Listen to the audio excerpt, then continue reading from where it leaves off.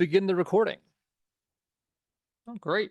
Good evening. I'm now calling the Tuesday, February 20th, 2024 regular meeting of the Los Altos Hills County Fire District Board of Commissioners to order. Time is 7:03 p.m. Please note we're conducting a hybrid meeting, which allows staff and members of the public to attend this via virtual teleconference. The hybrid meeting will be video recorded and posted on the district's website.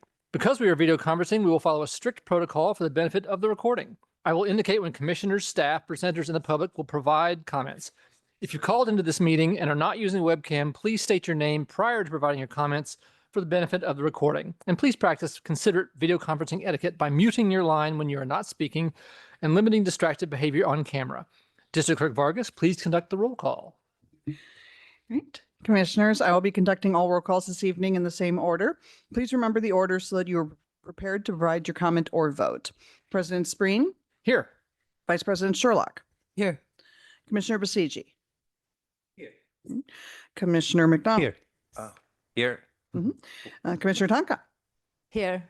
Commissioner Tyson? Here. Commissioner Warren? Here. Okay, and we have 7 commissioners present. For the benefit of the recording, I will also conduct a presenters, consultants, and staff roll call. Santa Clara County Fire Department Fire Chief Kurdkow. Present. Thank you. Santa Clara County Fire Safe Council Project Manager Ortiz. Present. Santa Clara County Fire Safe Council Project Coordinator Gonzalez. Present. Municipal Resource Group Strategic Planning Consultant Scott. Here. Community Education Risk Reduction Manager Gluhan. Present. Emergency Services Manager Beebe. Present. Programs Planning and Grants Manager Woods. Present. Technical Analyst / Project Manager Cronin. Present. Field Manager Harmon. Here. Technical Data Analyst Martinez. Here. Finance Manager Morreale. Present. General Manager Logan. Present. Deputy County Counsel Forbat. Present. Great. And presenters, consultants, and staff are accounted for. Thank you, District Clerk Vargas.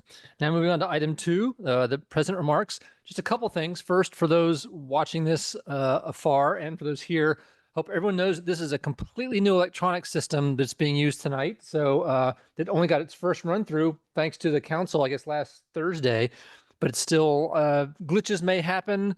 New buttons are being hit. There's new equipment everywhere here. So please bear with us if any glitches happen technically. And by the way, it's also extra burden on the staff who are stress on the staff figuring out, hoping it works well and having learned the whole thing quickly. So thank you to you folks for adding more potential chaos to a meeting.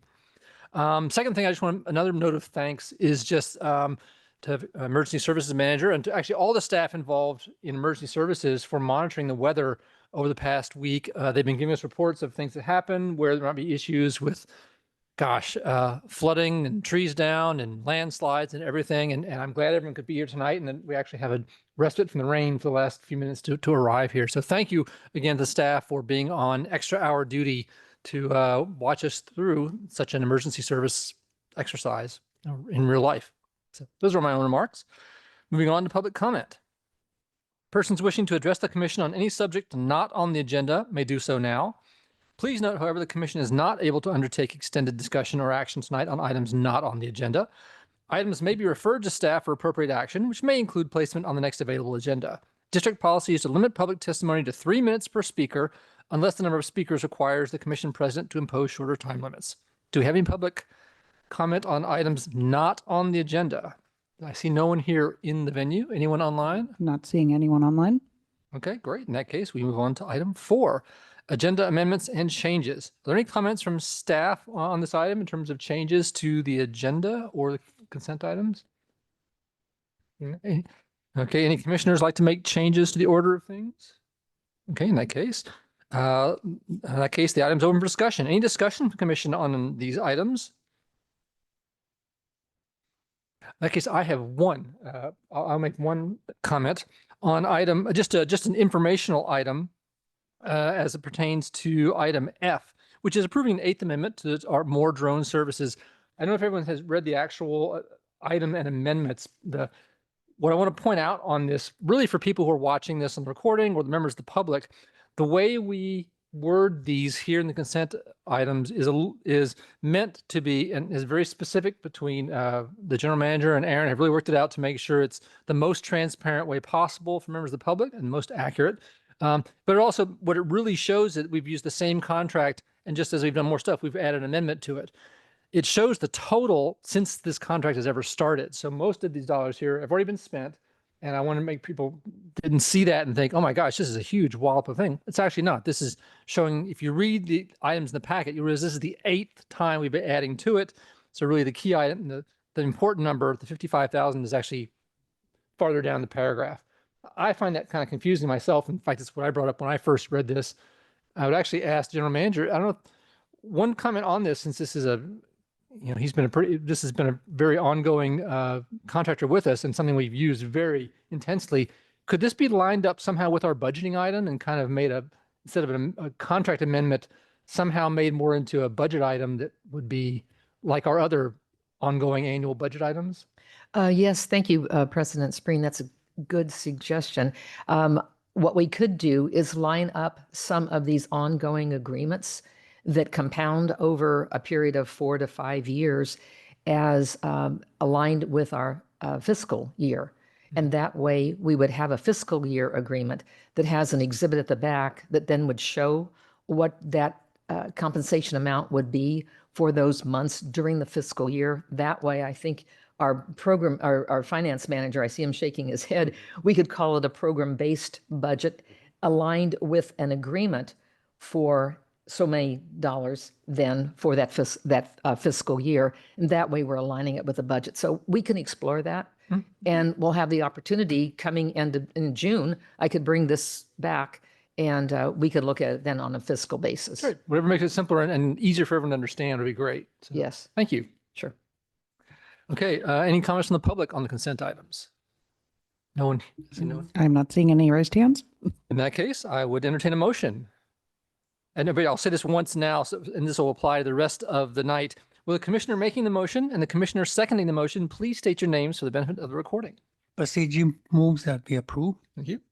Toby McDonald seconds. Thank you. Let's see, any discussion on this? Not expecting any. Any public comment on this motion? Seeing none. District Clerk Vargas, please conduct the roll call. Okay. President Spreen, Yes. Vice President Sherlock, Yes. Commissioner Basiji, Yes. Commissioner McDonald, Yes. Commissioner Tonka, Yes. Commissioner Tyson, Yes. Commissioner Warren. Yes. And the motion passes 7-0. Thank you very much. One comment I'll make about this new system, the speaker is so good. I'm looking at people, but the sound is coming from elsewhere. And it's really kind of, it's like she was talking, the sound's from there. So it's a little disconcerting here. Great. Okay, moving on to item 6, the fire chief report. Let's see. Oh, Fire Chief Kirkall, could you please provide this report? Good evening, President Spreen and commissioners. The report for January is pretty basic. There's not really anything of significance. If you go ahead and go to the next page. There you go. You'll see that, again, we're just back up to pre-pandemic levels in terms of the year to date.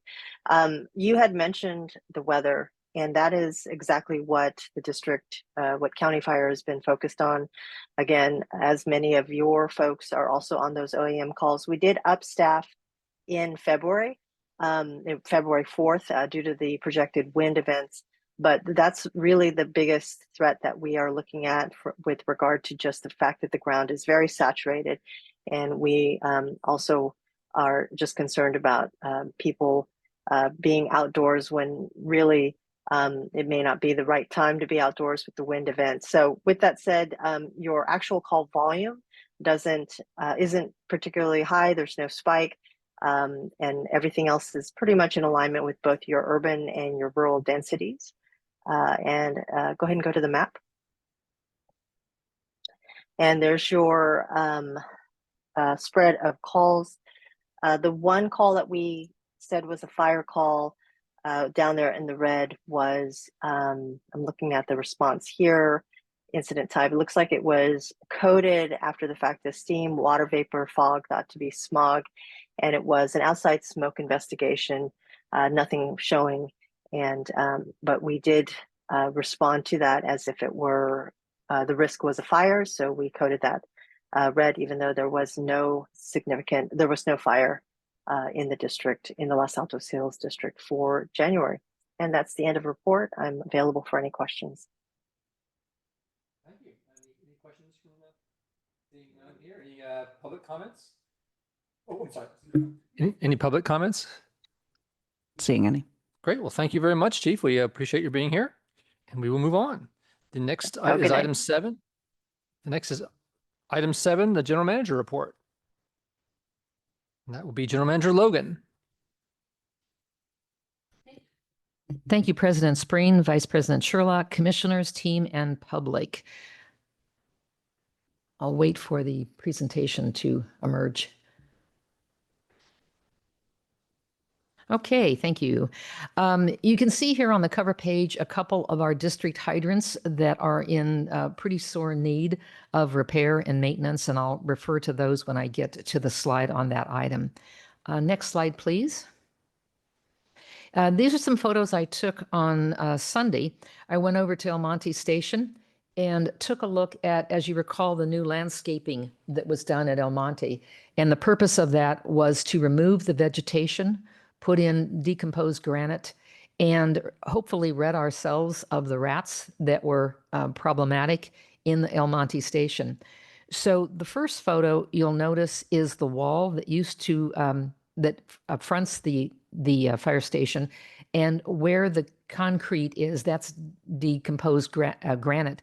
And when I was there, it was still wet from being laid, but that used to be vegetation. And that was one of the major areas where our critters were hiding out and then getting into the fire crews' automobiles, their vehicles, and eating the wires.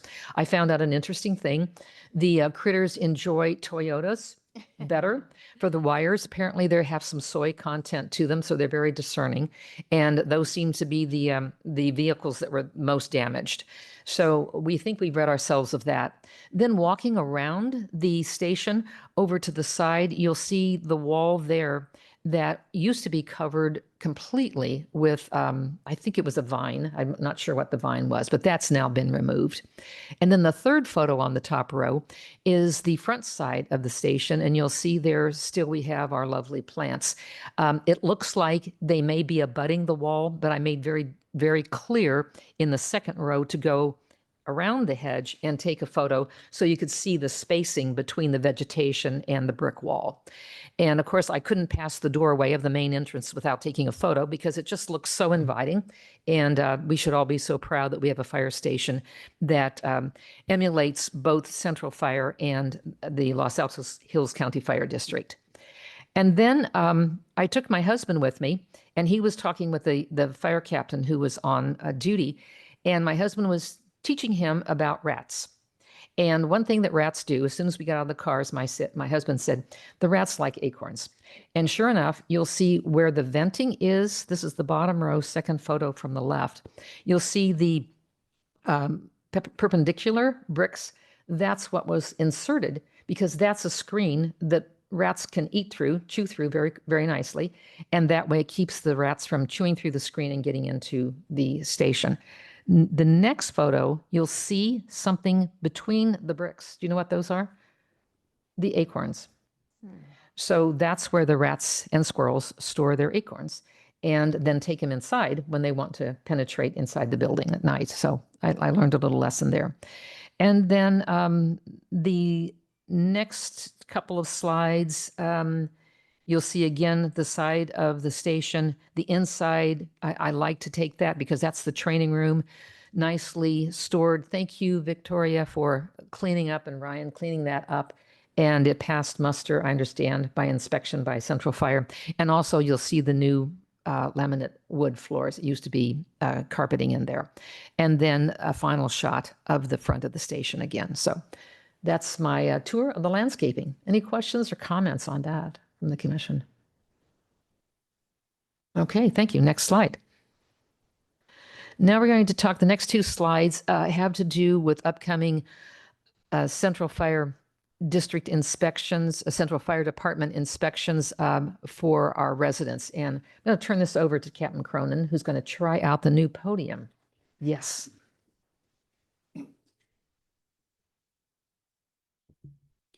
Good evening, President Spring, Vice President Sherlock, commissioners, staff, public. Before you, our slide, upcoming, I know it's a little difficult with this rain and weather, can be a little bit distracting, but believe it or not, fire season is right around the corner.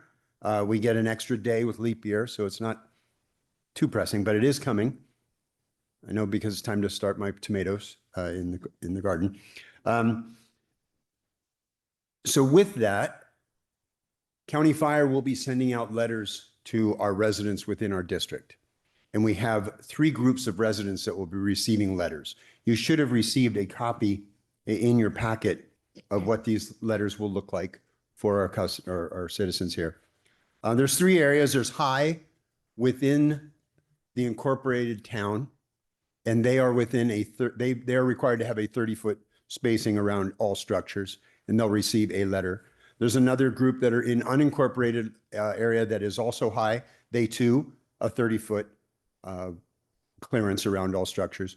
And then finally, the very high. And there's very few, there's just a few of those. I think what we said, 25 properties with that. And they are required to have a 100-foot clearance around those properties. And so they'll receive a letter articulating that. This map that you see is our wildland urban interface, our WUI interface map. It is available online.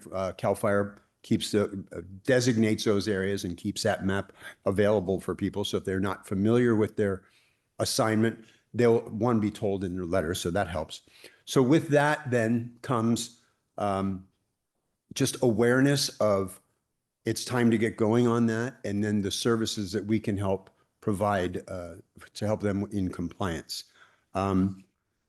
Starting in April, through May, fire engine companies will be going out looking for compliance. And if they don't find compliance, they may be leaving a door hanger, which again, you received this in your packet of what it looks like.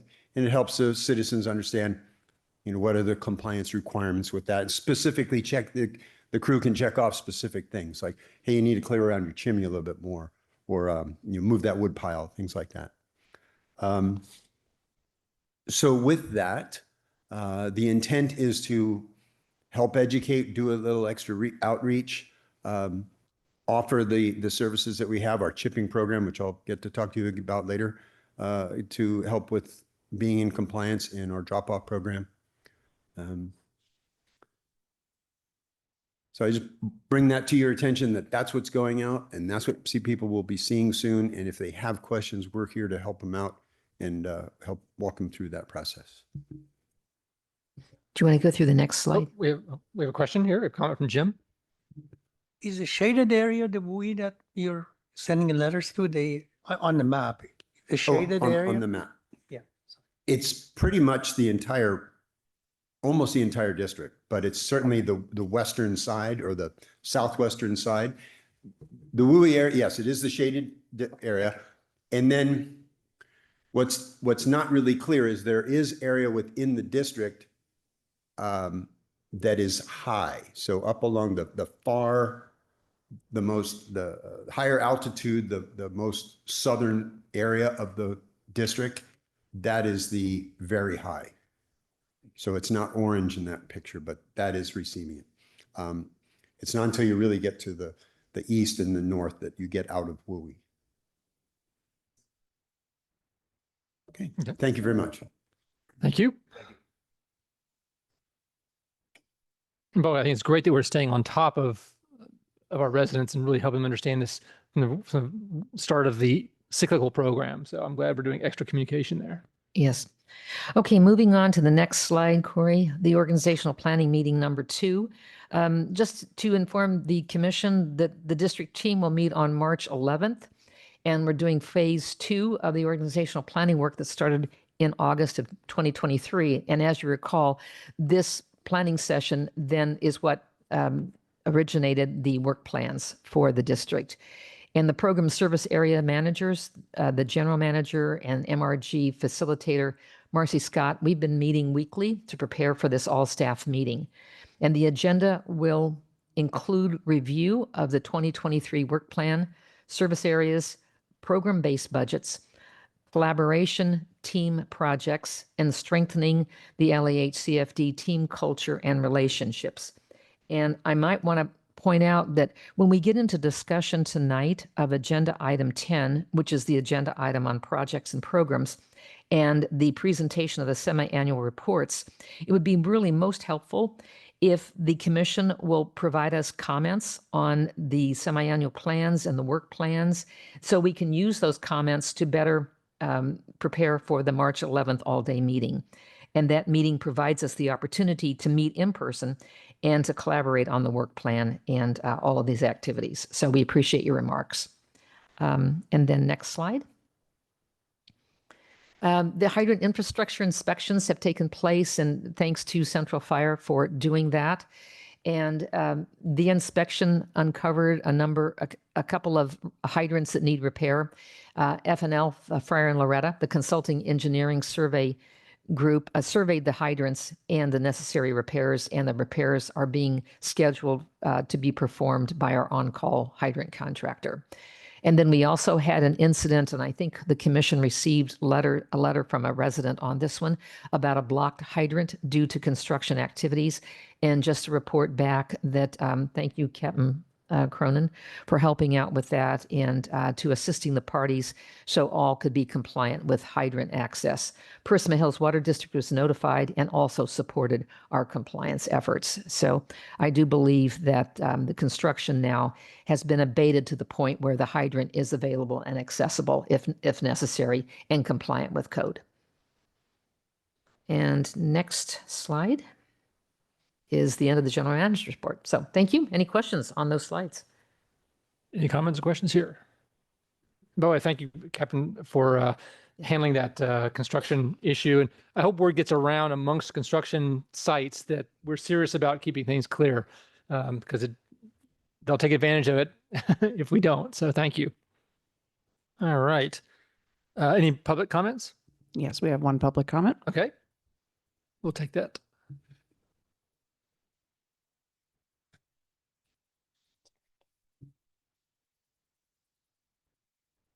You may go ahead. Good. Yeah, go ahead. You can speak, Mr. Epstein. Thank you. I had a question about the WUI designations.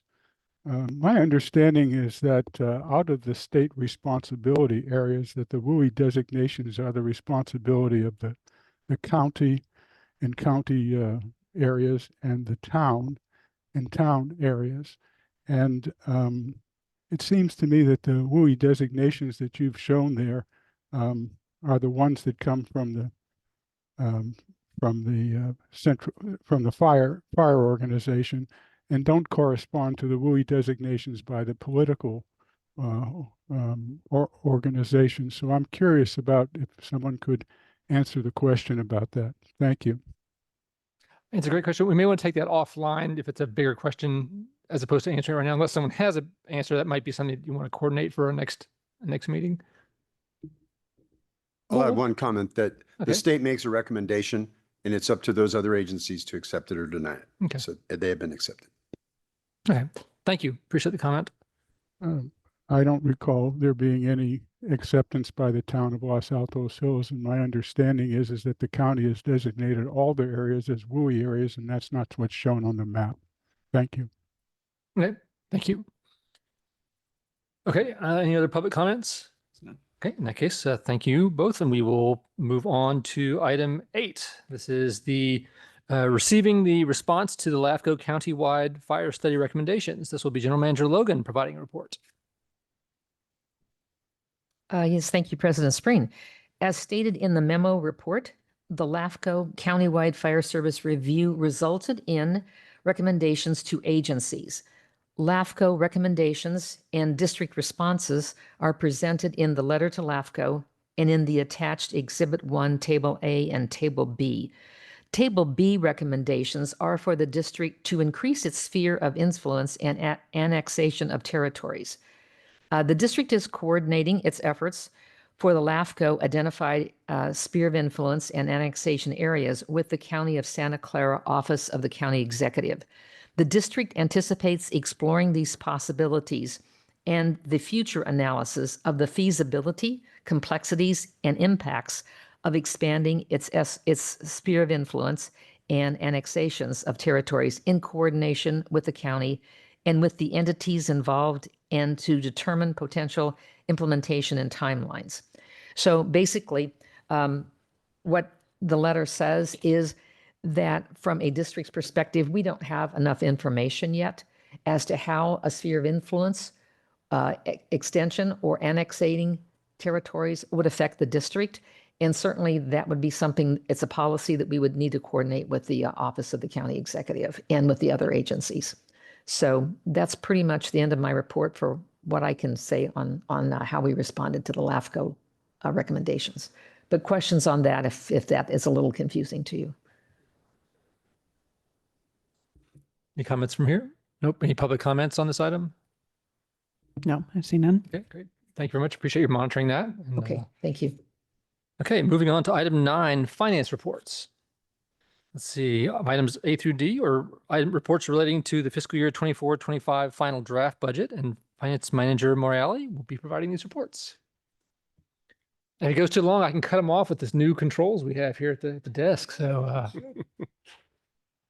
President Sprain, Vice President Sherlock, and members of the commission, good evening. It's a pleasure to present the budget again this evening, including the subcommittee meeting, which we had in November. This represents the 4th public meeting that we've had on the budget.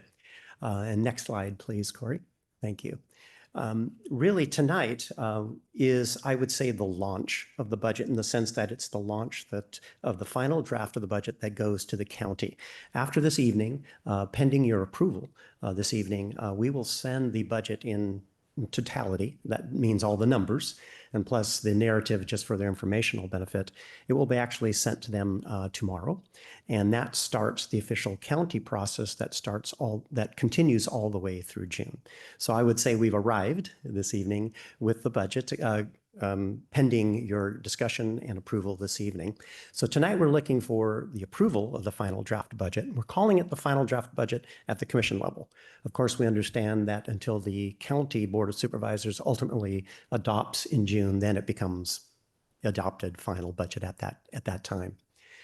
We're also authorizing its submission. The commission is authorizing its submission to the Santa Clara Office of Budget and Analysis, which we call OBA, and we will send that tomorrow, the actual numbers. It's very interesting. We've been speaking with the county OBA weekly. The General Manager Logan, myself, and Corey, we've been speaking to the OBA almost weekly for the last 2-3 months. And even though we do send them the numbers tomorrow, we will continue our discussions with answering their questions and addressing their questions relative to what we send them. So those discussions continue all the way through June. But officially, the numbers will be closed tonight at this level and given to them tomorrow. Also tonight, we're asking that you just receive the final draft budget. We understand that the final draft budget won't be ultimately completed until June, but it essentially is completed with all the numbers that you've seen so far.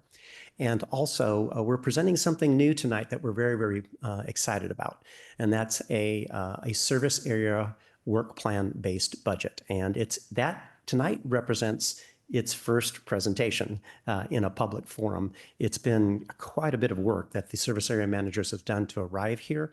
And also, as I'll explain a little bit later, it's very timely that this is delivered this evening, because in our discussions with the county, they are also very interested in moving very robustly towards creating program-based budgets at the county level and discussing them in this exact format. So it just kind of worked beautifully that we're presenting the service area budgets tonight as well. And next slide, please. So I'm going to take a different approach tonight. I don't want to belabor the discussions that we've had the last 2 or 3 meetings and repeat all the information about the numbers. I will focus tonight on what's changed since our last meeting. And then I'm going to shift over to are discussions that we've had with the county and how the county is perceiving our numbers as they will receive them, and then how they will process them up through June. So it suffices to say, really, there have been literally virtually no changes to the budget as you saw it at the last meeting. We made one change, and that was adding $75,000 to the facility improvement budget for El Monte. And we did that in coordination with the county discussions. We last fiscal year, we asked for $175,000 for the maintenance and upgrade of El Monte. And in just talking to the budget, we thought it'd be best leave that alone. That's an ongoing expenditure. So we had, at the last meeting, we had presented that as $100,000. We bumped that back up to $175,000. So with that, the budget essentially has not changed since the last time that we talked about it. All the other changes on there relate to the prior meeting, but essentially you're seeing something that is essentially the same as we presented in January. Next slide, please. Of course, the percentages have not changed, but I just want to emphasize again that the core thrust of this budget has everything to do with life and safety projects. I think this changed by since November by 1%. So it's 74% that we really can link to life and property safety projects and our fire services in particular, and about 26% in terms of support operations and support services as well. When we talk about the service area budgets, though, you'll see that it becomes even more apparent that that 74% actually goes up when we start attaching people and ancillary services to what supports life and property safety as well. The next slide, please. So this is where I want to focus our discussions this evening. I listened very carefully to the county budget presentations that they had the last 2 weeks. They've actually presented their budget to the Board of Supervisors. And just as it was the case last year, the county is looking at the budget through the lens of a countywide budget deficit, which is quite substantial. Their budget deficit is estimated at somewhere between $250 to $280 million. And so they've spoken to all departments. Of course, we are a district, sub-district, sub-agency that's in district form. But they've talked to all departments as they process the budget. They've clearly asked all their departments to cut and to trim and to tread very lightly in terms of their new requests that they will be submitting. So when the county asks for our budget, they ask for a baseline budget. And they arrive at a base. And then they ask us a question, what is new? And so I'm going to lead you through tonight through the progression of how we arrived at the base budget and what our requests are that we're submitting to the county for their consideration. So the numbers before you reflect that. I'll show it to you in summary form here, and then I'll go through the detail on each one of them. You may recall that the budget that we presented to you in January was essentially a $19 million budget. And that's where we are tonight, except for that $75,000 change. So as we are working with the county, the first thing that the county does in arriving at our base, what they consider our starting point, is they take out one-time expenditures allocations from last year's budget. So we take out $2,830,000 and there's a general administrative adjustment of $25,000. You might recall that most of that $2.8 million has to do with the fire truck, and I'll go into the detail there. So they arrive at $16,219,856. Then the county asks us, well, what operational adjustments do you make that are just routine operational adjustments that would happen by the nature of keeping everything the same? And we arrived at that adjustment number, which is $102,375. So the base budget that they are starting with, and we are starting with in our discussions, is $16.3 million as well. This is an important point in the process, because last year it took us well over 30 to 45 days after this fact to arrive at a reconciliation to the base budget. But I'm very thankful the county representatives have worked very closely with us. So I'm happy to report that effective 2 days ago, we received a call from OBA and we confirmed conclusively that our base budget and their understanding of our base budget is in sync. It's actually within $3. Pretty amazing that a $19 million budget could come within $3. And they explain where the $3 came from. But having said that is where we are this evening. What's important to realize now is there's something called one-time requests and something called ongoing requests. That is the bulk of the discussion. So I would say that although we understand that the Board of Supervisors ultimately will adopt the entire budget in June, and that's the final, if you will, gavel on the budget at that point in time, it suffices to say that we know what our starting point is, and that starting point is pretty firm because it's internally approved at an internal management level at this point, and that's the 16.3. So now let me discuss the components, if you will. Ultimately, if you can go back to that one more time, Corey. Ultimately, our goal, though, is to arrive at the 18.587, which is the draft budget that we've presented to the commission this evening. Okay. And next slide, please. So I won't belabor this point. And the county has already confirmed these numbers, but these are the numbers that we took out of last year's budget at arriving at our base. And you can see most of it is the fire truck from last year. It has to do with the prior year funding of the assessment of the fire facility, study at El Monte, last year funding of a new website. We believe those first 3 items with check marks, we will submit to the county as roll forwards in the month of May. So we will be asking that those items be pushed forward into next year. They're not part of the budget numbers that you've seen so far, but if approved, and we have a good level of confidence that they will be approved, they will ultimately post June be added back into the budget. Essentially, though, these are the items that make up the $2.8 million. And there's really not much controversy here. There's no deliberation here. They understand what those items are. They've acknowledged them. Our action items in the next 2 months will be to confirm the roll forwards in the month of May with the county. Next item, please. Okay, so one-time requests are important. Essentially, these items will be, I think, the focus of deliberation when the County Board of Supervisors hear our budget. They will focus on these items and hopefully give us a blessing and include them in their recommended budget for us. In fact, those deliberations are starting as we speak internally. They're starting with the internal management at the county. They will be seeing these numbers starting next week, actually. So what's included here? They're all important items from our perspective. Number one is I-280. I-280 is on here.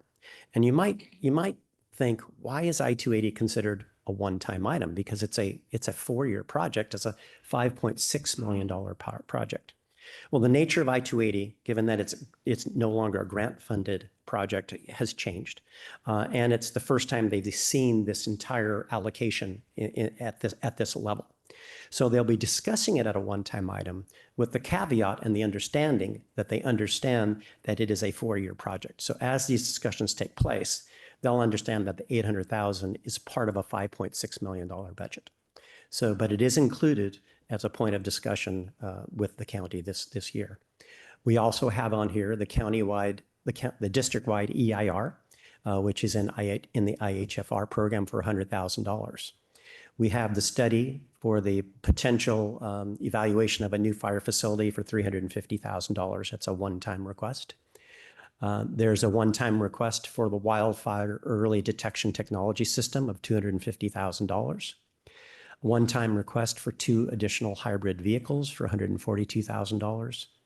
the purchase of portable technology centers. You saw a picture of the room that General Manager Logan spoke to this evening at the fire station. Potentially, we might have some equipment in there that would assist us during disasters.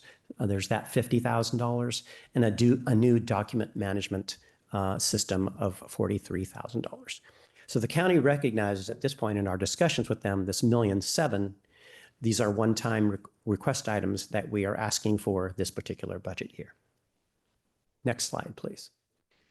We're also asking for ongoing requests, and ongoing requests always take a lot of scrutiny because they continue, beyond 1 year. Of course, this includes the 3.5 FTEs. This would bring us to a total of 13.5 employees at a cost of $433,000. There's a workers' compensation component of the new FTEs. I placed that up at $41,000.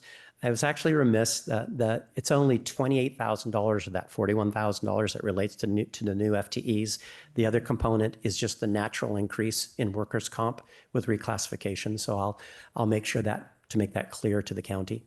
There's liability insurance that goes with just general increases, and also the fact that we have vehicles on board now and we have potentially staff driving those vehicles. And professional services specifically for HR policy management services and the potential of hiring an insurance brokerage firm that will manage liability insurance for us and manage workers' comp insurance for us and make sure that every year we get the best rates. So the $530,000, if you will, are the ongoing requests that we're proposing to the county. And next slide, please. So in essence, this is the math. We start with the $16.3 million, which is our base confirmed by OBA. One-time requests are $1.7 million. Ongoing requests are $530,000. And the budget which we are proposing for your approval this evening to submit to the county is $18.58 million. So that is the goal. That is the goal that we hope to reach in June with the concurrence of County Board of Supervisors. Okay. And next slide, please. So with that, clearly, as I mentioned at the last meeting, several items loom large in this budget. I-280 looms large in this budget.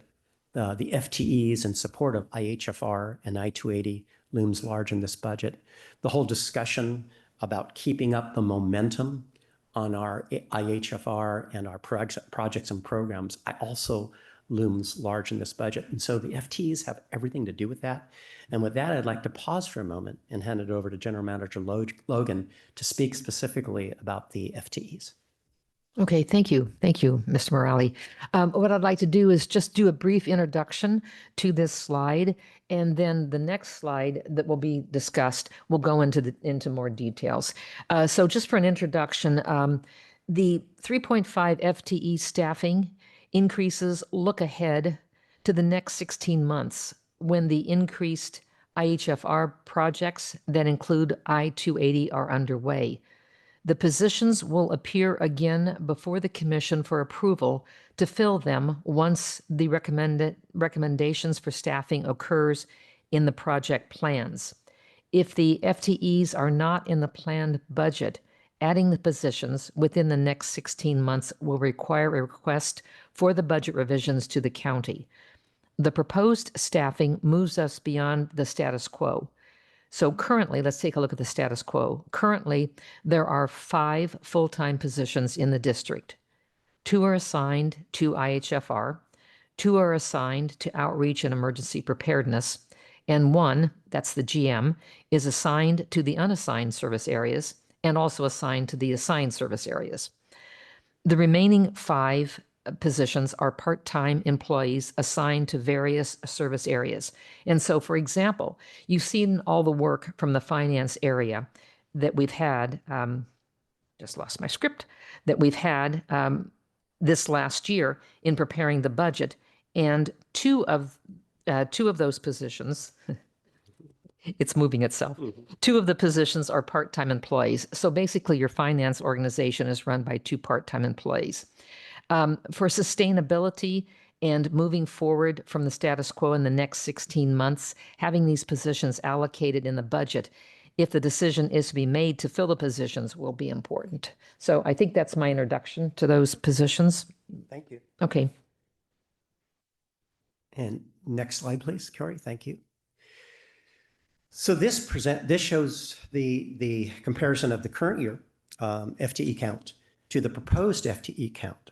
I'm sorry it doesn't show up quite, but the new positions that are shaded, and the shading does not show up on the screen, but the community event specialist is an increase of 0.5. It's a retitle and an increase of 0.5. The grant specialist is retitled to IHFR specialist. That increases by 0.5. The project specialist is a new position. That's 1. Operations project manager, 0.5. That is partially being filled this year by one of our employees, but this officially defines that role. And the admin analyst at 1. To the right, I'm starting to get into this discussion now of service area manager budgets. In other words, when we spend money, where does the money go? What does it fund? So what this shows is that these new positions are funding specifics outcomes. So the community event specialist is supporting the community education and risk reduction group and the outreach group. The IHFR specialist position increase, although the entire position supports IHFR, the 0.5 increase further enhances IHFR. The project specialist, all that is allocated to IHFR. The operations project manager, as it is this year, supports IHFR and community education. And the admin analyst supports the personnel strategic planning group. So that's how the allocation translates its way into outcome and deliverable. And this discussion is very important to the county. In fact, well, I'll get into this later, but we actually spent about a half an hour speaking to the county today about the importance to them of attaching our dollars to outcomes. It's critically important to them that we do that, and this is starting to reflect that. And next slide, please.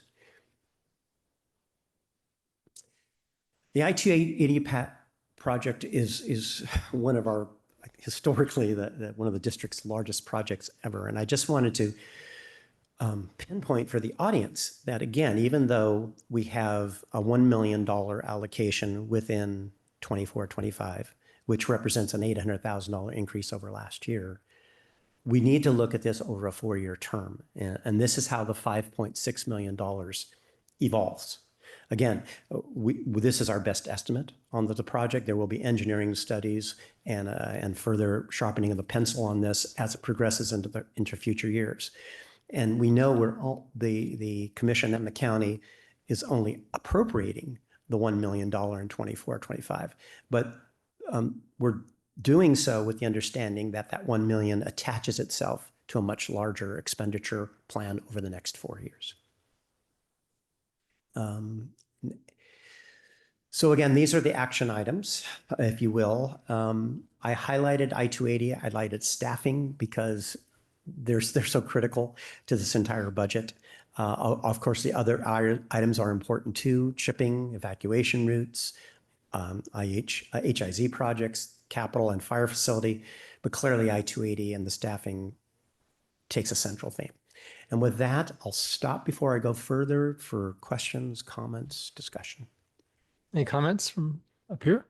I see a lot of people. Let's start over this side. We'll start with me from one side and go there. Okay, well, my comment is just that I hope that we are still serious in pushing forward with the I-280 project, because it not only benefits the fire district, but it benefits Stanford, it benefits Palo Alto, it benefits Cupertino, it benefits Los Altos, depending on the weather direction, because just the fire hazard of 280 is so great with the vehicle traffic, trucks, trailers, chains dragging, sparks, accidents. I mean, when you drive down the freeway, you see the trees have grown all the way down to the ground on a great amount of the freeway, and those ladder fuels will just carry. It's a disaster waiting to happen. And I really hope that we can help the county see the value of this, that by what we're doing, we are not only helping our fire district, but we're helping all the communities around us. And I think it's very important. So Excellent. that's my 2 cents. Thank you. Excellent. Did you have your hand? Okay, Joan? Thanks.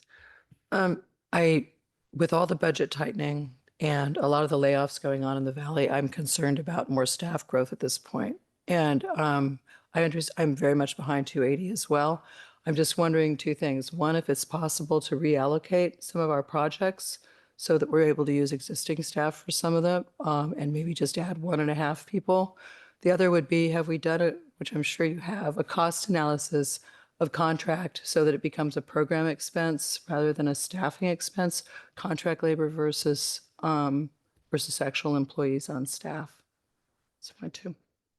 Thanks. I think, Yeah. Is that an active question or a rhetorical question for later? Or It's an active question. Thanks. I didn't hear that well. I'm sorry, my voice is I think compromised. I can do it again if you want. I'm concerned because of Yes. the budget challenges in the county itself, as well as a lot of the layoffs going on in the area, which my company just went through a really big one.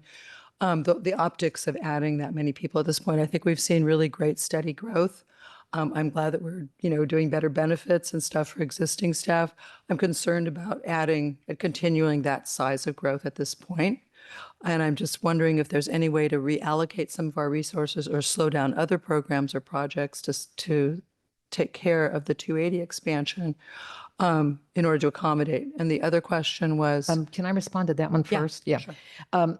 So the perspective is that we have 16 months ahead of us. And in those 16 months, if the positions aren't allocated, they're not going to be available. And so by allocating the positions, then they're in the budget. And I think those determinations then can come when we actually see the plans and see what we're going to do at I-280 and the various demands that we have on our programs and projects. And at that point, the commission can make the determination whether or not to fill the positions. okay, so we're not approving anything like that tonight? No, so you're not approving filling the positions, in my view. I mean, funding them. you're funding them. You are funding. You're putting the Are funding dollars them. aside Well, to that sounds fund like an them. approval to me.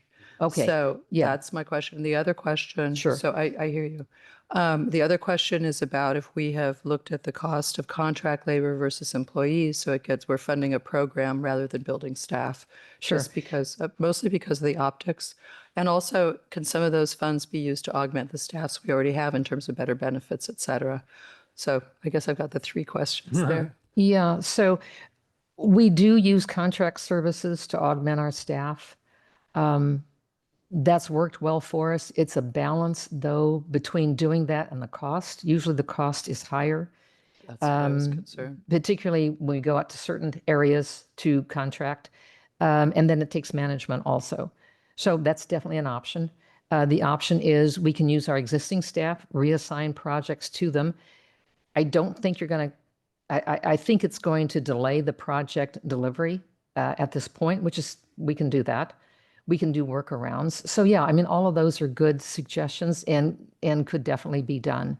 It's just depends upon the will of the commission, I think, at this point, as to how much forward progress you want to see from the staff and from the programs and projects. And then just being, I think, as trying to be as realistic as I can be about the I-280, which is it's a huge project. Safety is very much an aspect of it, and making sure that we have the right people in the right place for that project. So I don't know if that's responsive to everything you're saying, but Thank you. those That are does my help. thoughts. I guess, before I approve it, I'd love to see the difference between contract and going into program costs versus, if it is really that much more expensive, maybe it doesn't make sense. But I am concerned about the optics of this, definitely. So Jay, do you yourself have any concern about how this will be perceived, given the background of what happened in the last few years, how we got till here, and this increased spending, given the climate of the time? Yeah, I think the optics that I'm concerned about is the amount of dollars that the community has invested in its life and safety protection. how important it is to the community to have that, knowing that each one of you at some point in time is going to have to face what could occur as a natural disaster and say to yourself, have we done everything we can do to make our community as safe as possible? And when there are funds available to do that, and there's the heart and the will and the staff you have to do that, and there's the opportunity to grow that life and safety protection for your community, I think that's a very strong balance. I look at a commissioner who sits on the dais right now who was at the fires and watched the obliteration that can happen. And I don't want any of you to have that concern that not everything has been done based upon the budget that you have endowed, in front of you by the community taxpayers. So that's kind of how I look at how can we lean into the staffing? How can we do more? How can we really make this as robust as possible and do it in a smart and wise way, but always come back to the commission for your approval. So these are just allocations to try to get it to the county and make these programs and projects available to us, and then every one of them comes back to you for your final approval. So I hope that's responsive. No, that's a very good counter perspective because, who do we really owe our allegiance to and who do we look out for? So I like that. Having said that, I think if we could somehow invest more heavily in programs and projects, I think it'll make us look better. It really does, both from our own residents and from the county. It really does. Yeah. So I think we should make sure that each of the staff that we hire are really involved in good projects which are meaty and which really showcase what we're doing. And if we were not to do this, then what were the implications of not doing this? So, Right. Yeah. And I think it's very important. It's really the will of the commission. I mean, all of these projects are at your will. We're just here to make them as good as possible, be credible, have good timelines and good outputs and good processes to get them to you, and then have your evaluation as you see and hear from your community. So that's how I see our staff role. Those are the optics that I'm concerned about from the staff role. But hopefully the policies, what you say and how you want your commission run that's what we're going to do. So I totally agree with these being a priority, and the most important thing is the safety of our residents. I certainly wasn't saying that. Sure. I was really talking about how we allocate to look a little more fiscally conservative at this time and place. But I'm not behind not having more protection for our residents. Yes, and Vice President Sherlock, I also wanted to mention that from the last couple meetings, we mentioned that we did moderate where possible. In fact, if we look at the line item details, we'll see that we moderated even in projects and programs. But what we did do where that moderation took place, and by moderation, I mean we trimmed some budget items in several areas. But at the same time, we did not want to lose the synergy that we specifically saw in chipping and we specifically saw in evacuation routes. And one of the main themes of the budget this year was let's not lose that momentum, because you'll notice that if you look at the evacuation route and the chipping budgets in particular, you'll see a dramatic increase. But the dramatic increase is coming from demand, and we just relish that if you will that trend that's happening, and we didn't want to squelch that trend by not putting focus on it as well. Also behind the scenes, there are contract services that we also have, not only that you might see in professional services line items, but you'll also see embedded in the project dollars as well. I think Eugenia Rendler can tell you that as she estimated for I-280 and other projects, in that she included contract services wherever possible to help supplement staffing as well. So both costs are going on at the same time, although you'll see contract costs sometimes are actually in the project dollar line items as well. Thank you. George? Oh, thank you. I think I'd like to start off by just saying, in the context of these documents that I saw, they were quite detailed. I forget what you call it, service level budget, something like that. I thought that was really helpful, and I saw it was quite clear.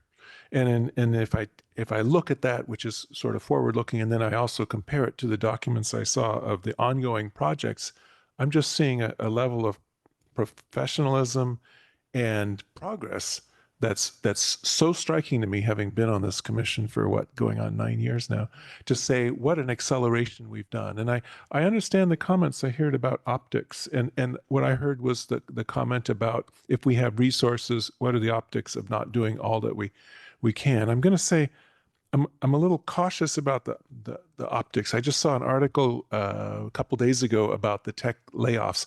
I don't want to respond to tech layoffs, okay? Because part of the article I read was this is different from the big one in 2000 because companies are rapidly shifting their focus to AI and other things, you know, as opposed while they're shifting around. So who am I to say what the next tech round is going to be? And I sort of I can't look at my county council directly here, but when has the county not had a budget deficit? And so, you know, it's 26,000 people there and they're doing the best they can. I don't want to be driven by that perception, I guess. The thing is, are we doing good projects? Are they defendable? Are they well documented? Are we able to hire capable people that are able to deliver on the work that we've given them? That's not true of all organizations these days.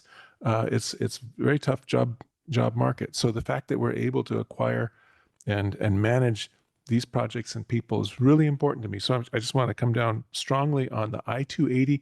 If we don't have consistent pressure, a big project like that just doesn't get done, and it's going to take a while. And then in terms of the staff, I do understand, and I question, you know, at what's the right level of growth. But I have to say, I have a lot of confidence in what our general manager has done so far, and I expect her to make good decisions going forward. And so I think I'm in favor of this kind of budgeting and these kinds of projects as our plan. Thank you. And Commissioner Tyson, thank you for the comment on the service area manager budgets. I will be presenting those in a few minutes, but thank you because we're really excited about showing them as well to the public. Mark? Yes, thank you. Yeah, I want to reiterate just what George was saying about the level of professionalism and the completeness of the documentation is truly impressive. I also want to throw my support behind the 280 project. It is a several year project. It's going to take resources and it's going to take a lot of planning. I think to make that happen, we have to have the right staff on board, on a long-term basis to make that successful. The benefit to the community for the I-280 project, I think, is going to be substantial. I was out walking this past weekend. I was walking along Prisma Road that runs along 280, and you can walk past the area, and the fuel loading in that area alone is, if any of us were homeowners, we would be being fined by the county to go deal with this problem. It's long overdue. And it is a multi-year project, and so we have to fund it appropriately. It's going to have benefits for the whole community, and it's not just fire fuels. There's line of sight problems in the intersections that we have because of the overgrowth. You can't see cars merging and coming on the ramps. So there's the traffic safety benefits. I can't be more supportive of the I-280 project. The staffing, I think we have to staff appropriately. I'm a big believer in full-time equivalent positions because many people are looking for full-time employment. It's hard to find people who are willing to work only half-time. Most people have mortgages and they need, and expenses, and they need full-time jobs. And so I'm supportive of up-leveling the positions to FTEs. And I think that we have to be forward-looking 16 months out. I think the services that are going to be asked of the district, it's going to grow. And why I say that is that I know people who are having their homeowners insurance canceled and they're not in the WUI areas. So the number of residents who are going to turn to the district over the next 2 years, I think, looking for services, looking for Firewise community, looking for chipping, looking for all of the home, home inspections. I think the demand from the residents is going to go up, and I think we need to be prepared for that. Thank you. I don't know if I can add much more to what has been said so far. They all essentially, as a resident, I have to mention this. It's music to my ear. Everything that Toby said, everything that General Manager Logan said, everything that everybody else said is really, truly music to my ear. I travel up and down 280, going north, going south, going to downtown Los Altos, going to Mountain View. It's all through 280.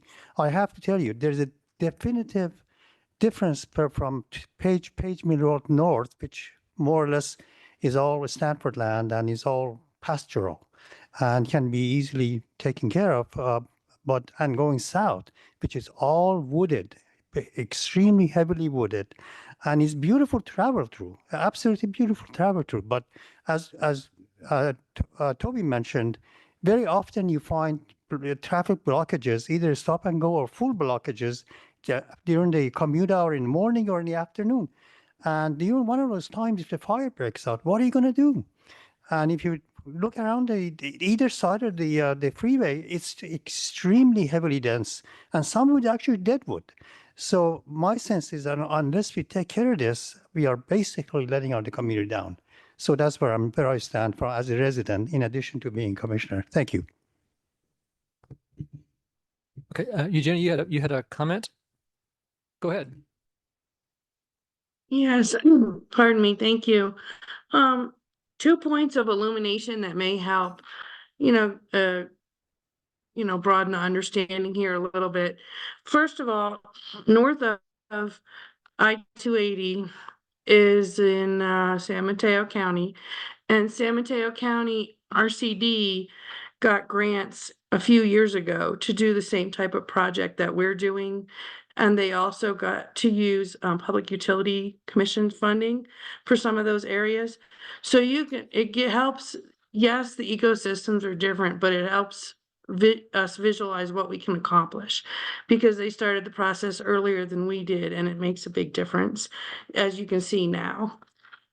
So that's encouraging for all the support for I-280. The other point I'd like to illuminate as we talk about increasing staff from year to year is we now have a very large maintenance factor for our evacuation routes that we really haven't talked about in past years. In 21, we did 1 or 2 evacuation routes. In 22, we got up to 3 or so. Now we have a set that needs maintained, as well as the set that is new each year, that you've seen some of this in the work plans.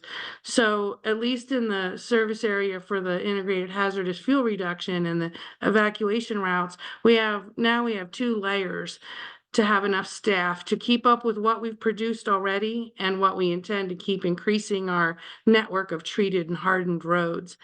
The other thing to remember is we've had 2 super wet years that had before were 5 or 7 years of drought.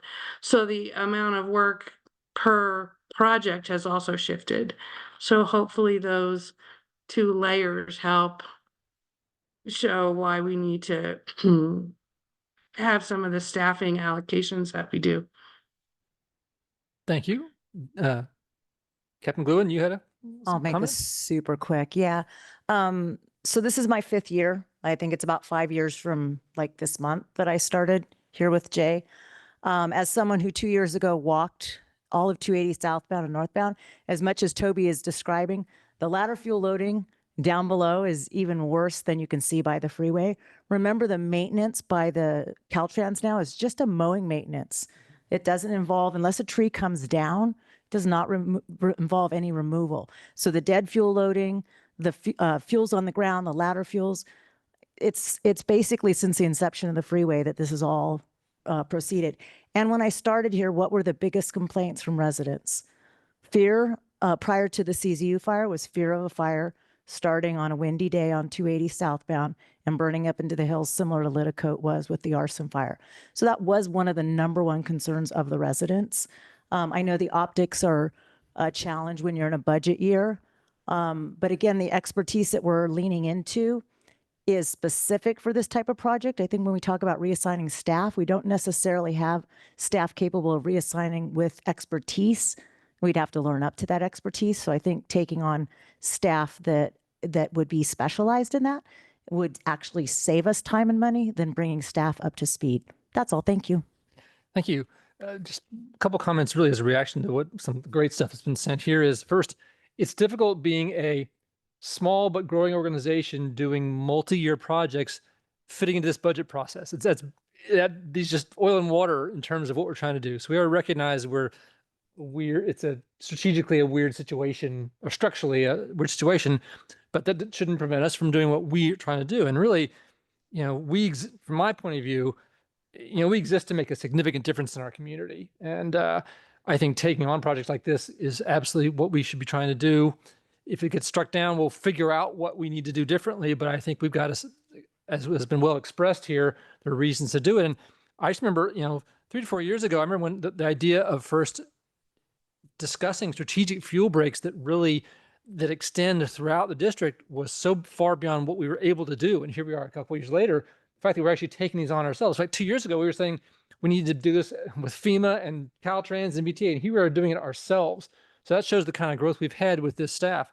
So I think it's a defensible project that's good, and I like how Toby put it, that really benefits many of the towns in this area. This is not just a Los Altos Hills thing. This is Palo Alto, it's Mountain View, it's Cupertino, it's Los Altos. So we're really taking on something for the community around us as well. In terms of hiring, I think, as a commission, I know we've wanted to make this a sustainable and robust organization. And so when I look at these positions, I look at each one of them, I feel like, is this getting us to something that gives us sustainability beyond any individual person, beyond any individual, does it bring on skills that are duplicated so we can keep people across projects? And so that's what I'm looking at. And I think that our history is that we've been very responsible in hiring. I mean, you can look at this and say, gee, you've grown a lot over 5 years ago. But when I look at it is every single time we've hired a person, we've increased the deliverables to our residents in actual programs. It's one of the reasons why our meetings have become so long. We have so much progress to report every single month. So I think we have a track record of not just hiring for hiring's sake. I think that, I'm going to rest on our history of being very responsible about the positions we define, the people we find. And we have not hired, when we've had positions open, we've not managed to fill them for a long time because we have to wait and find the right person for them. And so to plan for 16 months out for a multi-year project, we have to sort of be a bit ambitious at here's what we're going to need over that period. And if we don't need them, we won't hire them. But to find the right people for those slots, I think we have to be, I don't want to say aggressive, but we have to be very, not be passive in saying this is what we need to get these things done. So, and I'm being repetitive for a lot of what's being said, but I appreciate that there being a good conversation because I think both our staff needs to hear what we as a commission think about these budgets. This budget is ours. And for all the amazing work that our staff has done in terms of putting this together and defining it, this has to reflect what we want from the group. And this is what we want the county to hear, that this is what we want as a commission, that we think is the right thing for the county to be doing for the residents. So, and if there are any other no comments, I guess we'll return it to reports. Just quickly, for the county to recognize it, we're benefiting multiple communities. This is just not us. It's not about us. This is about the larger South Bay. Absolutely. I appreciate I think that emphasis is a really important one. And then, Corey, I think we have a couple more slides on the original.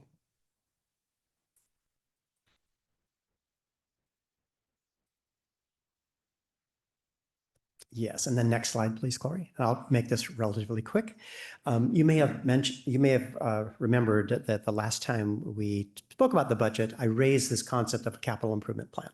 So we've had much discussion with OBA about this concept, and where we arrived is, I think, is a great solution, a good compromise to a capital improvement fund. Capital improvement fund really won't fit the county model at this point in time. There's quite a few maneuvers you have to go through to create that. But what we did decide upon is to be able to display in our narrative our 5-year plan for projects and programs. So we call that now a projects and programs long-term planning chart. In essence, it kind of achieves the same goal. It shows the 5-year planning. It shows all the key projects. It also separates them between hardscape projects and other operations that are communication-based and readiness-based. But what you'll see in the narrative now is something that's not a capital improvement plan, but looks very much like it. And it's presented for the public benefit. So with that, that's where we went with the discussion of the capital improvement plan. And next slide, please. So there are a number of documents that you have this evening. Again, the narrative is just received in file. We are asking for approval of that middle document, which is the Exhibit A. And then I just want to leave you with a preview for the public of our service area manager budgets. And that will be the next slide batch. Corey, thank you. Oh, yes, thank you. So, okay. So the oh, and that's just the calendar. There should be one last check mark here. We achieved the January 31st date, and actually tomorrow is our transmission to the county. And I'm just waiting for the next slides.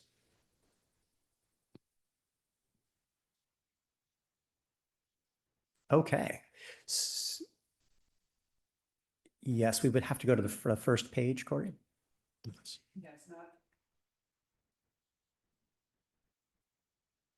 There you go. And the next page, please. So this is our first illustration of what a service area manager budget could look like. It's actually what we would call a service area / program-based budget. And the number is the same. $18.58 million is the same as you saw in our, what I would call our expenditure cost-based budget. But now it's broken down by service areas. And the key here is now it's attaching dollars to outcomes. It's attaching dollars to service areas. And although we're not asking for the adoption of this year, and we're not even going to send this to the county this year, our hope is next year we will nurture this idea, and the service area managers will build their budgets from the ground floor up and be able to speak to their budgets individually in terms of their service areas. But what we did do this year is a really good job using the help of all the service area managers that actually allocating the dollars. So you're seeing here a really good reflection of where the dollars are going. So we have 1, 2, 3, 4, 5, 6, 7 service areas. They're all on the left. And you see the dollars allocated by year. And you can see in that pie chart what the allocations are. So that's the summary level. If we move deeper into the detail, and we'll go beyond fire. Fire is simply showing, and it's number one, obviously, because it's our largest budget.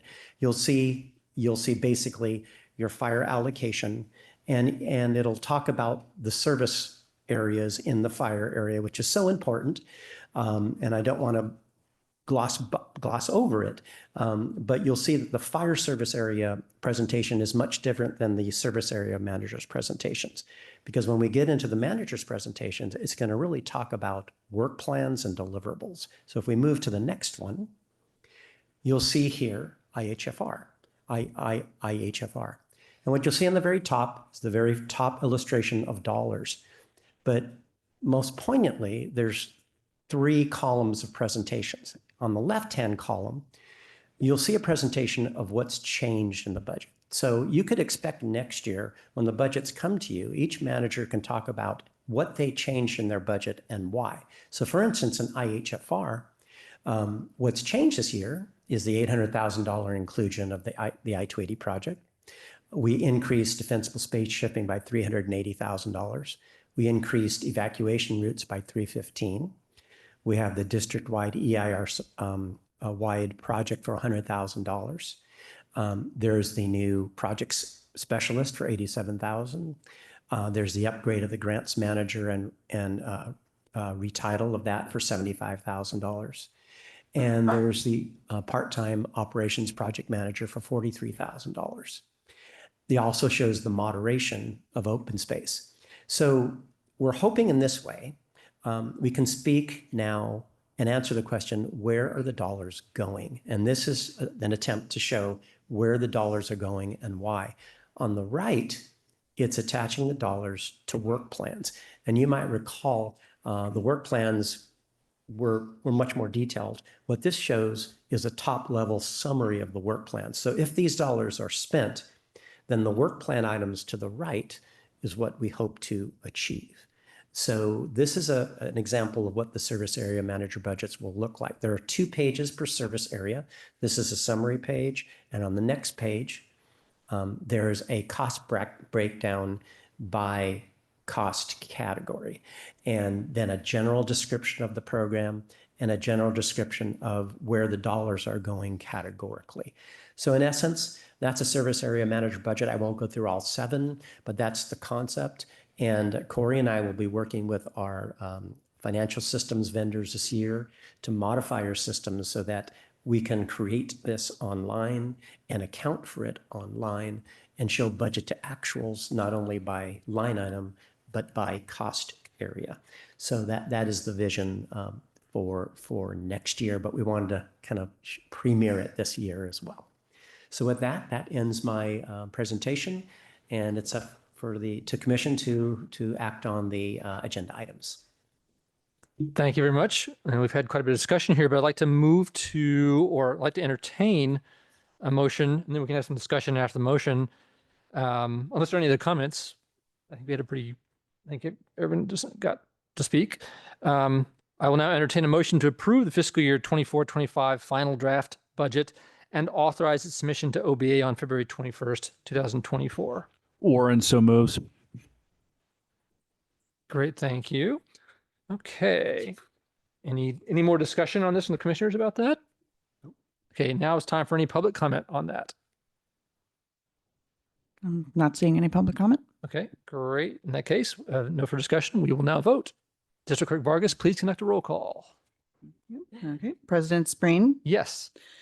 Vice President Sherlock, Yes. Commissioner Basiji, Yes. Commissioner McDonald, Yes. Commissioner Tonka, Yes. Commissioner Tyson, Yes. Commissioner Warren. Yes. Okay. And the motion passes 7-0. Thank you very much. Now move on to item, let's see. So we're all done with the finance stuff? Great. Yep. Yeah. Okay, thank you. Okay, moving on to item 10. Oh, yes, Jim. I just want to really appreciate the work that has been done. I think George mentioned it earlier, how the incredible high quality of the work that has been done and results. I mean, I just want to make sure that we recognize that officially as a commission. And I want to echo that. I am just so astounded at how incredibly well the team comes together and works. I have not seen that. It's just, and everybody does their role and how you come together. You know, it's amazing. And General Manager Logan, I am so impressed with your ability to hire the smartest and the brightest and have them work together in sync. Wow. I think that's the comment of the night. Thank you so much. I can't top that. Yeah. Excellent. Moving on to item 10. Reports on emergency services, projects, programs, and events. Actually, that's not quite the title of it. In fact, let me talk about item 10 before we do item 10. You'll notice the title of this is a little different. This is Receive Work Plan Service Area Reports instead of what used to be sort of department reports, whatever it was titled. The reason I want to point that out is that just as the staff is evolving towards the work plans, we're trying to evolve the reporting as well. And the reason I'm sort of mentioning this is at the end of item 10, I'm open to any comments from the commission about, does this, do you want any difference or changes in how reporting is brought to you? In other words, there's a balance between sort of comprehensiveness and efficiency for reporting. Reporting is obviously an important part of this meeting, but we're obviously also here to conduct other business as well.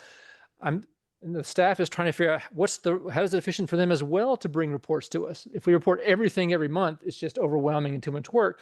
So as you'll see, this is the first step in trying to align it with work plans as well. I know it's going to be part of the discussion at the all-day meeting coming up is how are they going to be evolving their reporting to us? So any comments you have now's a great time to make them, or at the end of item 10, if you have any comments for staff as they're planning how to get work plan reporting done and what you would like to see here, it's a good time to get it before their March 11th meeting.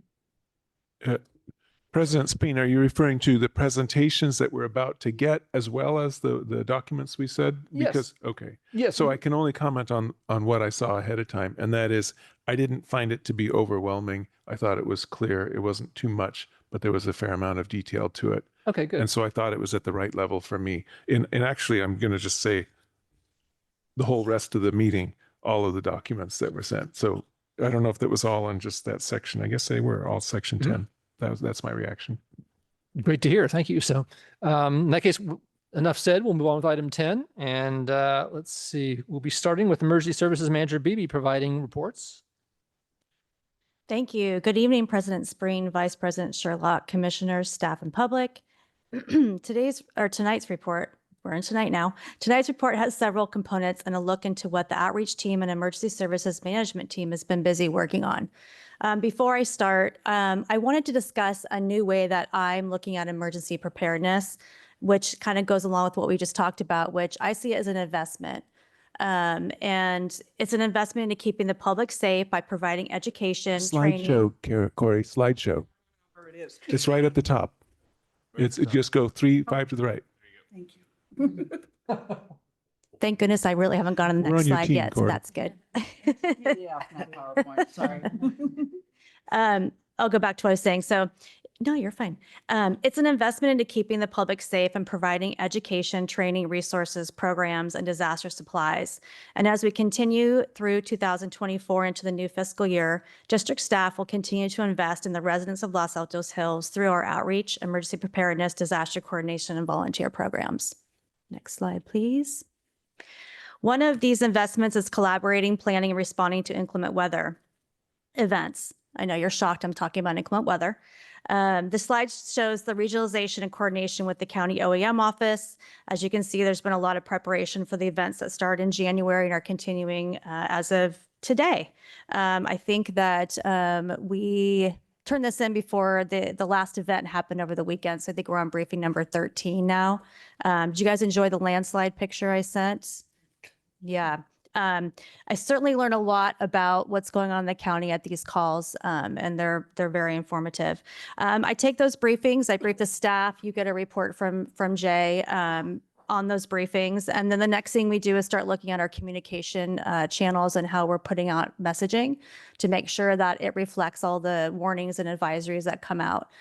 So sometimes we work, sometimes late in the night, sometimes we're up early, changing things on the website, making sure that we're amplifying the correct messaging through all of the agencies that we work with. Next slide, please. Here's an example of some of the things that we did in January specifically. You'll see where we amplify messaging, who we amplify it through. A big part of what we do is try to make sure that we use trusted resources and also educate the public on those trusted resources. So there's just some examples of what we sent out.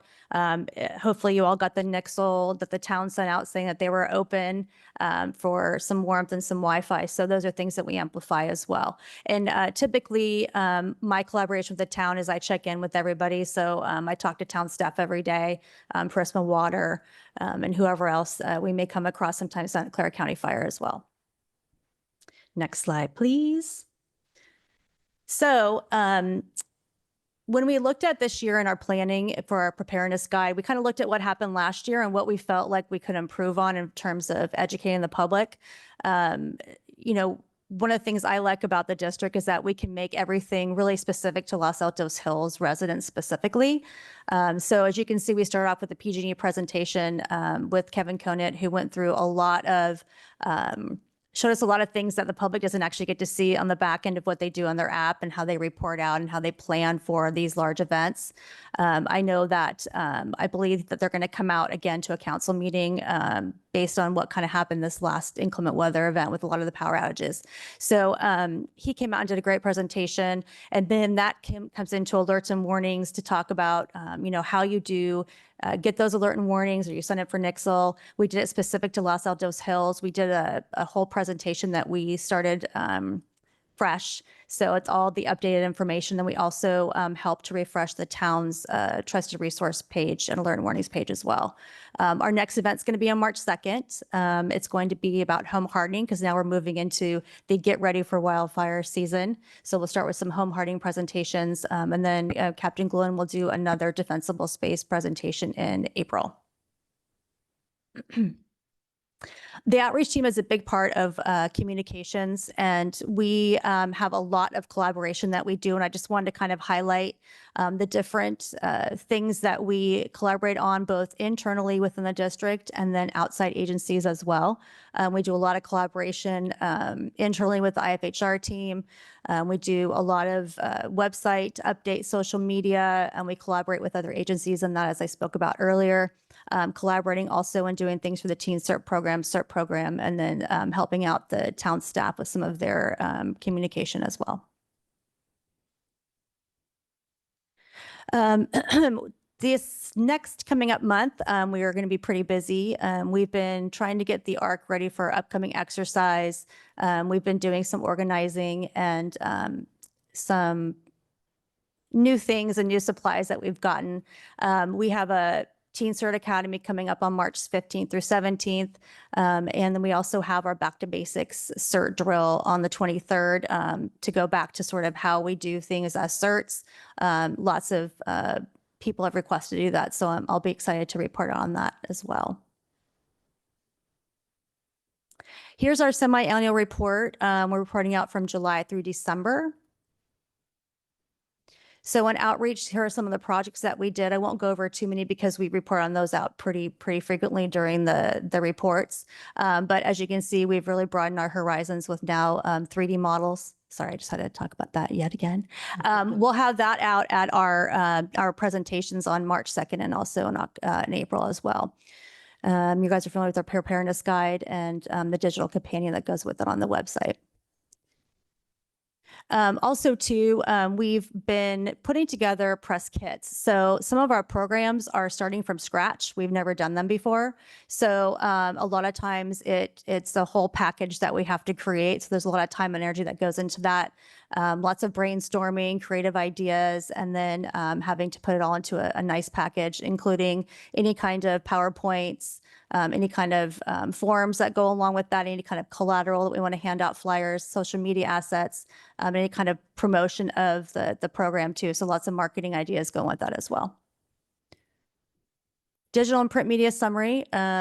So social media newsletter matrix, I won't go too much into those, but as you can see, one of the things that we really are going to talk about this year is how to expand our reach.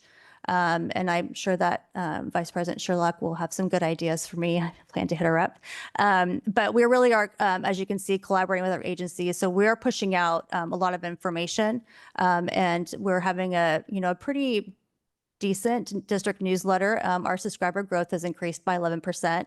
We do a district newsletter every month now. We also do a CERT newsletter every month. So it's been really great to kind of see how far we can push ourselves and our team to get some of this really important information out. Print advertisements, we've had 4 major ones in the past 6 months. Sarah Henricks helps us a lot with our print ads. That's kind of her realm of the world. So you'll see that in different prints and some of these different magazines that you can receive around town. Analytics. I'm going to have to look at my notes because we had a little bit of a change. So if you look at the slide up here, there's some different things that were looked at, right, based on what we have going on. So the user info on the left-hand side, if you have any questions, I can try to answer them for you. But basically, the biggest things to point out is that the change of the, I think, October 17th meeting was a little bit different. There was like an April meeting last time we pulled, but these are pretty consistent with what we usually see with our popular pages. Lots of more page views as well. It's okay. You can go to the next one. Here are some observations that Sarah's put together. So Google kind of changed their data tracking. And so we did take that into account. We also went through some of, we go on our website a lot as staff. So we made sure the analytics were updated to our internal usage as well. And so it's important to note that the data presented here is not a direct comparison to the data because of that Google Analytics change that we had. And it looks like the number of website users has decreased. However, the page views has increased, which means they're going on more pages when they go on the website, which is good. We've done a lot of work on our website to organize it and update it. So I'm glad to be able to report that out. Next slide, please.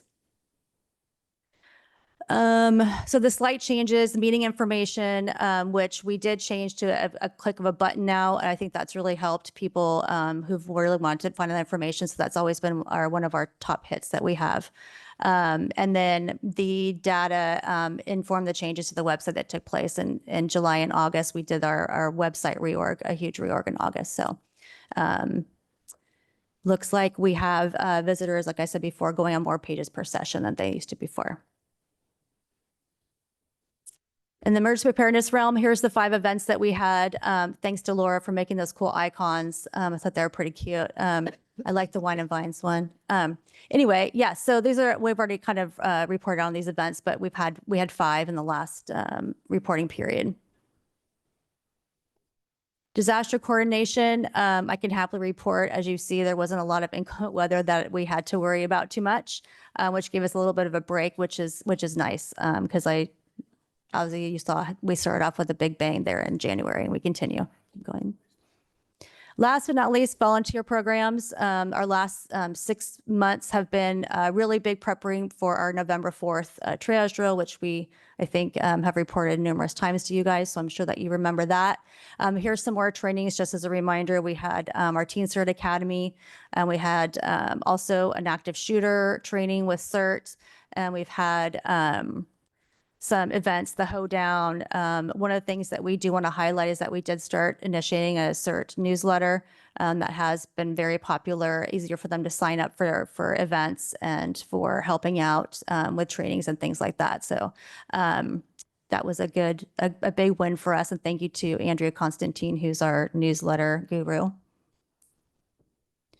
And then here's the metrics from the Teen Cert Academy. Currently, we've got, I think, 11 or 12 signed up for our next academy, and we're doing a lot of marketing within the school of Los Altos High. So hopefully we'll have some good numbers out at our next one. And then I'm going to have our very patient Teen Cert chair, Anthony, come up and give the last 2 slides of a report. Thanks, Anthony. Press the button. Here you go. Oh, does that work? Okay. So kind of as the slides say, we were able, as being a Boy Scout, working as a liaison for the Teen Cert board, we did have a member from my Boy Scout troop who actually talked to students and scouts in Africa. The group was KTD 196. They're basically a group of scouts in Africa, and our public information officer, Kevin, spoke to them about our program. And actually, the surprising thing is we realized there was a similarity to here, except their program is actually for 16 and older, and they were actually using it more often than we were. But it was kind of the same idea of getting little like teens and younger people kind of more involved in emergency preparedness. And so it was kind of a really, I guess, interesting experience to kind of communicate to them about what we do, like kind of difference in America and in Africa. And if we go to the next slide. A big focus and a big change that happened, I guess, this kind of board, our new board, was working with the school more. We've been able to establish a club that's a lot more active than last year. Last year, our club was kind of on and off, but we've been having consistent meetings every other Thursdays at school. We currently have around 15 students who are in the club, and we're kind of pushing, as Victoria said, to get more people in the actual Academy Day that's coming up on the 15th to 19th. A big thing is during the club, we actually teach the curriculum to prepare them. So we teach Stop the Bleed, cribbing. We've also taught a little bit of splinting and also just some disaster psychology and things related to that. A big thing that has really gotten going this year was the ERT team at Altos High School. So now we are fully engulfed, like fully working with the staff during fire drills, earthquake drills, and then the upcoming active shooter drill, we will be kind of working with them. We're still trying to push for more kind of involvement with them, but it's slowly getting there, but it's been rolling kind of pretty fast. The big thanks to Mr. Miyahara, our vice principal and safety coordinator. He's been really in contact with us, helping us out. And another thing is we've been looking through their actual bunkers. So they have a cargo container similar to the ARC, but it's more focused for school. And we've been looking at their equipment and also helping them update their medical equipment. Generally, we've been just helping during drills. And now even when the fire alarms do go off, if it's real or not, we do actually all meet up. That's been mainly what has been happening with Teen Cert at school. If there's any questions about Teen Cert, I'm happy to answer any. Any questions? Just a comment to say thank you for both all the work that you do and getting your, all your peers together in this effort to make sure that if and when there's an emergency, we all your teens come together with the community to do their part, and more so for waiting patiently for 1 hour 45 minutes. What I do want to say as a mother of, some teens at home, next time when we see students in the audience, I'd like to see them pulled up and have them go first. On a weeknight, I know it's like for kids to give up 2 hours of their time with homework and the importance of them to go to bed early. So if the general manager and, Roger, you're okay with it, I think I'd like to see them go first. Appreciate that. And thank you for being here. I appreciate it's a great report. And again, this is one of my favorite programs. So I love hearing how active you guys are. Yeah, I think the Teen Cert program is great. I think it's wonderful what you guys are doing. And I love to see, as young high school students, you're taking ownership in, the high school and your community at your age. I think it's fantastic. Keep it up. Thank you. Okay, great. Thank you, Emergency Services Manager Beebe and Teen Cert Board Chair Anthony for that report. Can I do one more update? Okay. So as you can see, we're reaching into Africa. Never thought we could ever say that here, right? Los Altos Hills to Africa. I also, one of our past Teen Certs reached out to me, thanking me so much for starting the program, because she, through the program, also was interested when we talked about fentanyl overdoses and things like that, was started an overdose program at her school.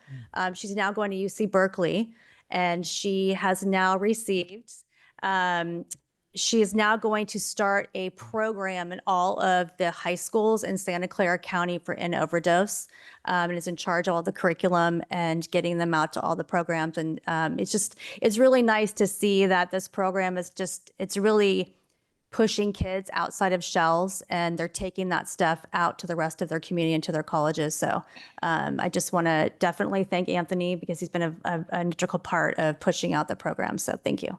So Victoria, I don't know if this is possible. Can we I don't know if it's within our charter, but if we could add this, because students are going to college with no awareness of, this is not taught in schools, it's not taught in communities, of the fact that drugs could be laced with fentanyl, and the drugs of today are not the same as the drugs of yesterday, and what has changed. So I think it's really important education, and if we can somehow throw that into what we do, I think it's all part of safety. So I think it would be a really important first step.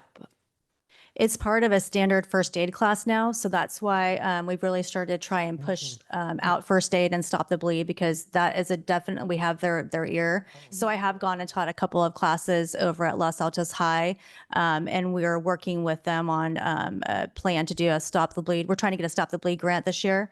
And part of that is planning with the school on how we can educate the public on stop the bleed. And that is one thing I talk about too, since I have their ear. But yeah, that's definitely a big push that we started about 5 years ago when it comes to doing CPR, AED classes and first aid. That's great. Thank you. Please. Thanks. The communications over the last 2 years. Is your mic on? It's not working? Hit the button. Oh, I didn't hit the right one. The communications and the marketing that you've grown over the last couple of years, I mean, it is light years ahead of where we started. So thank you for that. I see all the different things that you've accomplished. It's incredible, so thank you so much for that. The alerts on the website are terrific. I'm surprised that the numbers are down, because I would think they'd be increasing. So I'd love to look at that with you. But just kudos overall. And yeah, I love the fact, I work with a lot of projects that we do in Africa right now, and the fact that we are now becoming a thought leader that goes into other countries and gets everybody excited about how they get their youth involved. It's just such a win. So terrific. Thank you. I'm sorry he left before I could tell him that, but thanks, Victoria. Great, thank you. Weeknight. Any public comments on? Any public comments? Great. Okay, in that case, we move. Oh.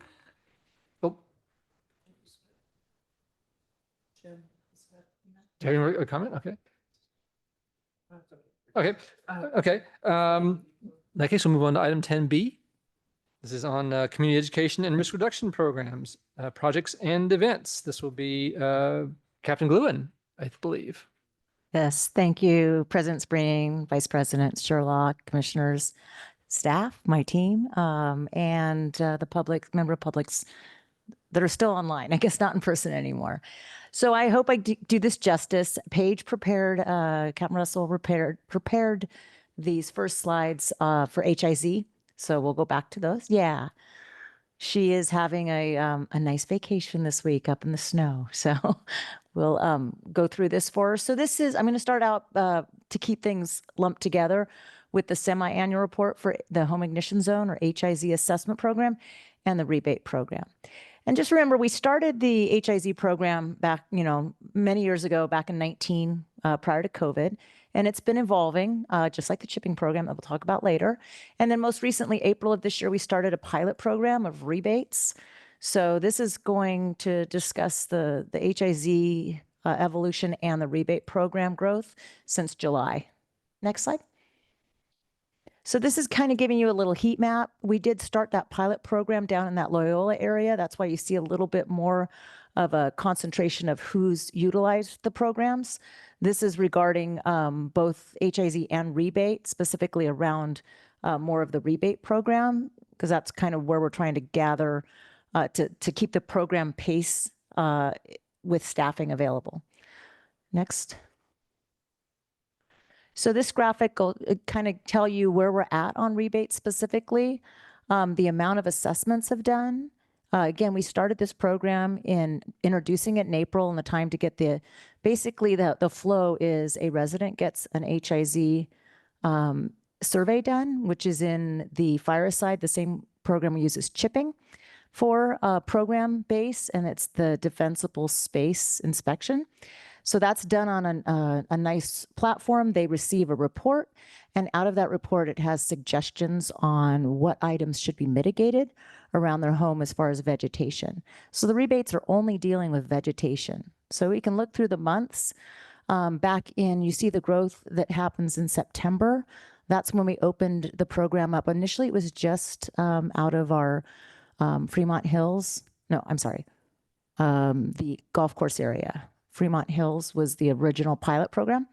And then we opened that up to residents that were participating in Firewise. Again, to keep the numbers, we have a limit on how many HIZs per month, therefore also how many rebates per month. So we're seeing the gradual growth. Again, we see the little drop off in November, December. And again, that's the incentive of rain and not really preparing for wildfire season. Drops off a little, holidays get busy. So we anticipate this growth to be exponential as we go into the fire season. So you can see we've had 10 rebates so far since the inception of the program at a $25,500 in savings seen going back to residents in the form of a rebate. Next slide. So here's one of the new things that Victoria had mentioned, keeping the website up to date. We now have an HIZ website page. This is a picture from that website page, this little snapshot. This helps residents out with getting information on what qualifies for a rebate and what isn't eligible and how to go through the process. And again, you can see the numbers here. From the total inception, we're up to the $33,500 for the rebates since April of 23 from the pilot program. Next slide. Okay, so that's it for HIZs. I'll just stop if there's any questions right now. I will encourage commissioners and public to get on the website and look for that HIZ page. If you do not have a current HIZ for this year, you would need one to be qualified for the rebate program. So sign up for an HIZ if you'd like to get involved in the rebate program. Questions? That's good. All right. Thank you. And I'll move into my stuff now, or my more direct oversight. Again, this is very familiar to you. This is kind of an overview slide of what I'm going to be talking about. Next slide, Corey. You see this every month. I just wanted to give a quick update. Getting a lot of activity in areas, I kind of call it passive. I'm not really working on new recruitment, trying to get my three Firewise communities that are in the application process through. And then kind of passively recruitment's been coming in. So I have a new set of 2 areas that we're working on, getting some meetings started. And again, we still have a lot of recruitment, mostly in the South District and then up on our kind of our northwestern edge where we need to do a little more work. Okay, next slide.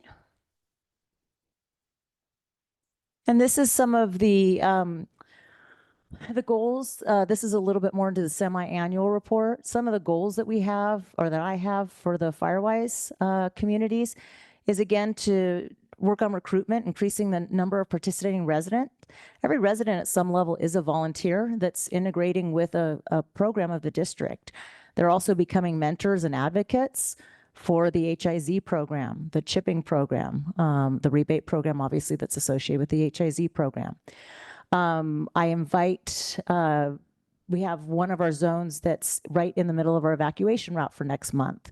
So I use that database and push that information to those residents so that they're aware to go on the website and get that information to go to that webinar.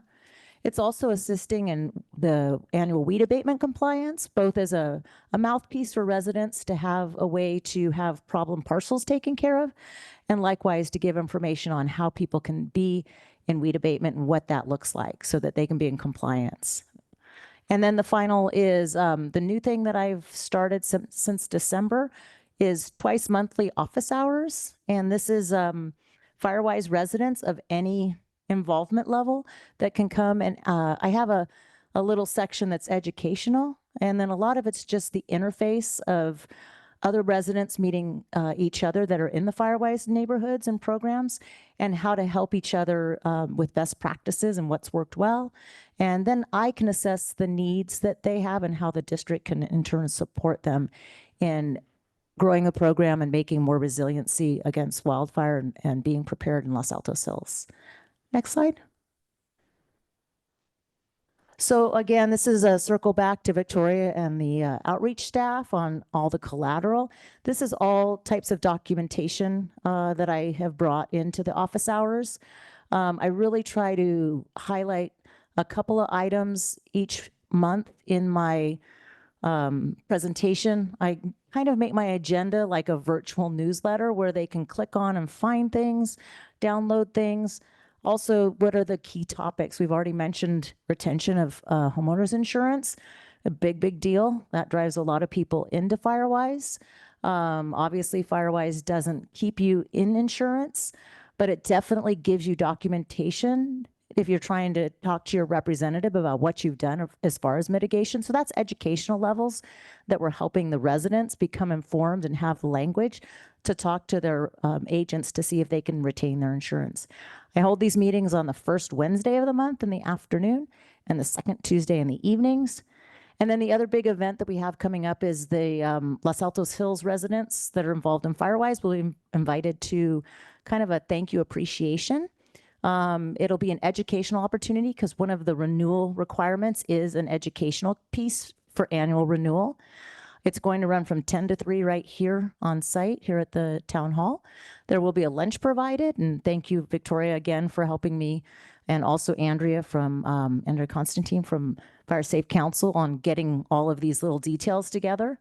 And it will be invite from people that are Firewise involved. So it won't be a general type of an event. It'll just be a Firewise focused resident event. Next slide. And this is just a kind of semi-annual report on the other items that are in my service area, just really quick. Goats will be coming here in the spring. We look at around the first or second week of May.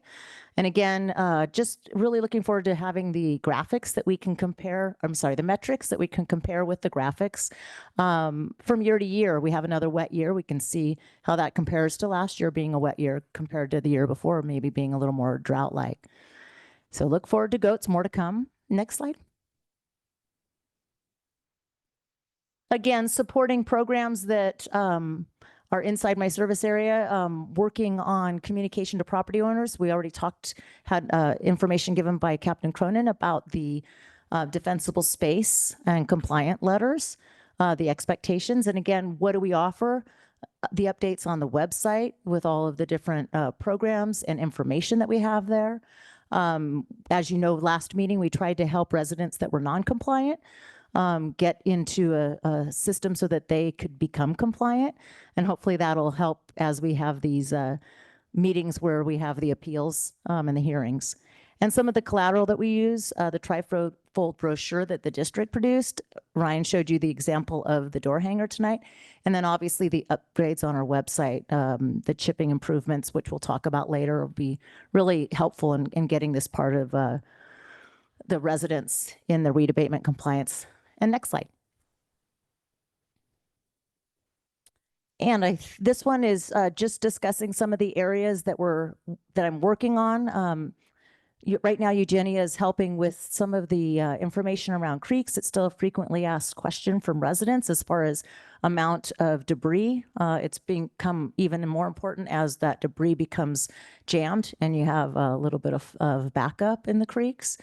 Also, right now, we're just at a point of data collection, getting the entities that are responsible for the waterways and then what it looks like for a resident when they want to know what can they do about a creek. A lot of the times, it's probably one of my #1 named problems that are identified by residents in the FireWise community risk assessment is creeks that are overgrown. So the educational tool of letting them know what they can do legally or who they can contact to help them and assist them with managing the creeks. Again, this is a place where when we look at those staffing hours, these are areas that will grow as I'm a half-time employee. So I really lean into the employees that support me, like the HIZ program and the weed abatement. So this is an area too where I will utilize some of that part-time employee component to assist. And then private roads, how do we integrate the need to improve? We talk about how much we do on the evacuation routes inside the district. Well, this is important for the people who have private roads also, is how is their access and egress into their neighborhoods? So how can we lean into some of the programs that we have to help them identify and utilize our programs and improve that component of their neighborhood? And I think the last slide. So these are some areas that I have. This is more of a plan instead of a accomplishment goal. One of the two of the items that are in my service area is to reach out to the tech industry to see how our neighboring tech is doing on being prepared, and also our faith-based organizations. And again, moving up in the priority level is again on staff time and hours available, but we'd like to at least get some conversations going around what that looks like and where the need is. I think that's the end of my presentation. Thank you very much. Any questions, comments? Jim? I have an observation more than anything else. Is there any chance that certain vulnerable members of the community, namely, for example, seniors, can be a subject of focus with respect to your programs? Yeah, so the program that I currently have, I know Victoria has some stuff too with certs and the interface with the volunteers on that level, but that is one of the focuses in the FireWise community, is getting to know your neighbors, getting to know your at-risk populations, identifying being part of their backup plan in case of emergency, especially say people that just don't drive at night. They need a way to get out if they were evacuated. So having those neighbors, and that's really, I've seen that firsthand when I've gone out for the community risk assessments, how that's really starting to come in play. And then we're also interfacing some of our technology. We're taking our mapping. We're starting to populate in where certain residents live in regard to FireWise communities. So we're really trying to, again, take the information that FireWise communities are learning and that CERT communities already have and integrate those. So hopefully we get to know even more of our neighbors that way. We get that way a FireWise interesting person might get to know a CERT person and cross-pollinate both of those programs, hopefully. Thank you. George? Commissioner Basigi is doing double duty here because he's also the town of Los Altos Hills, one of 2 representatives on the joint senior commission with Los Altos. Great. Any public comments on this item? Just checking. Not seeing any. In that case, thank you very much for the report. We will move on to 10C, reports on programs, planning, and grants. I believe it will be programs, planning, and grants manager Woods. Ew.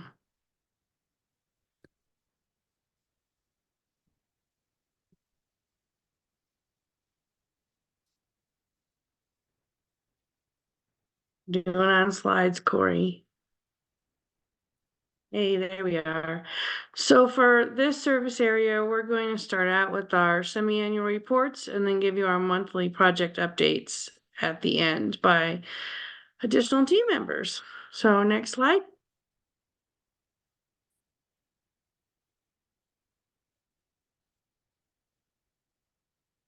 Okay, so we'll start with planning programs. We have lots of areas that need planning programs specifically, and you've heard Finance Manager Moriali mention the work that we did to put things together into the budget at the end of last year, and that just led right to the same type of planning for the evacuation routes. So for 2024, the end of last year, we planned this year. So we put together budgets and work plans for 6 evacuation routes for this year.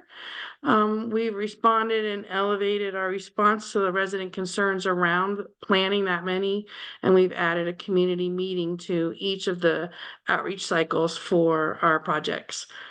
We've also worked in the strategic documents area at the regional level. As you know, we completed the CWPP Annex 4 at the end of last year, and we also contributed to the multi-jurisdictional hazard mitigation plan.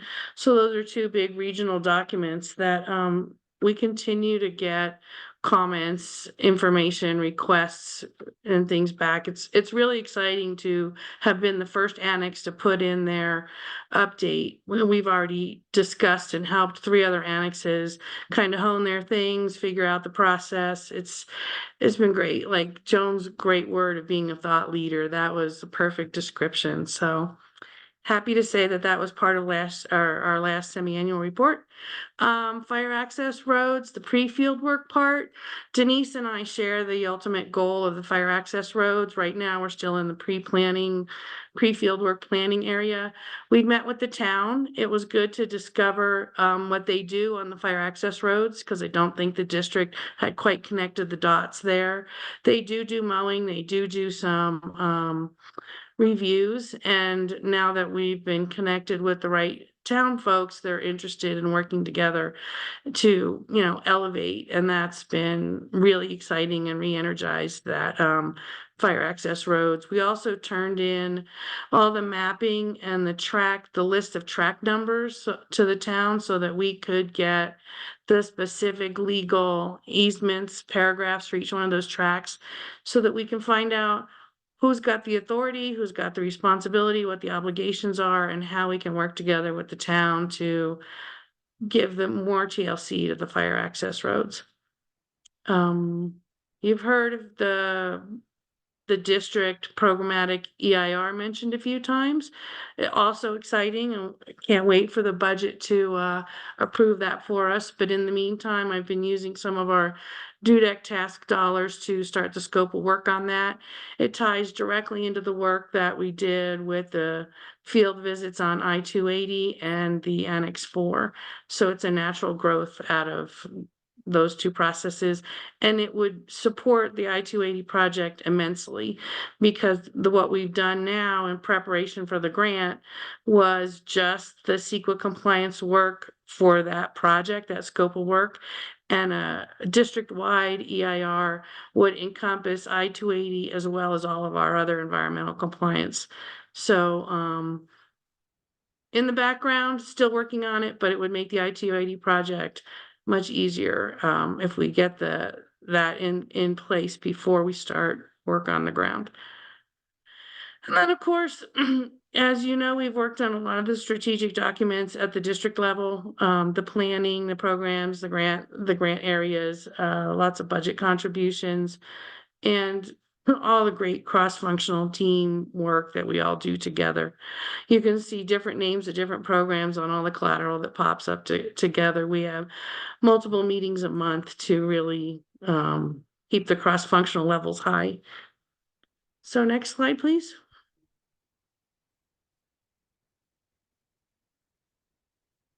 And yours might be moving quicker than mine. So here's the grant programs.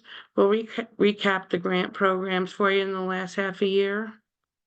Sorry, I'm just waiting for it to become clear on my end. There it goes. We and these are a little bit defunct, but they are part of our semi-annual activities. All the Cal OES FEMA work that we did, you're aware of those, even though the decision was at the end of last year to not pursue that direction any further. I do monitor and evaluate grant applications weekly, monthly, whenever they come in. This is a high season for fund release. A lot of things are due in January, February, March. And as we discussed at the last one, we don't always specifically qualify for getting high scores, and we kind of shifted our focus to support our partners. So we've done that. We've supported South County Fire District. We've supported Hidden Villa. You know, there's the county, you know, the safer the county is, the safer we are. So there's that outreach that's happened there. So next slide.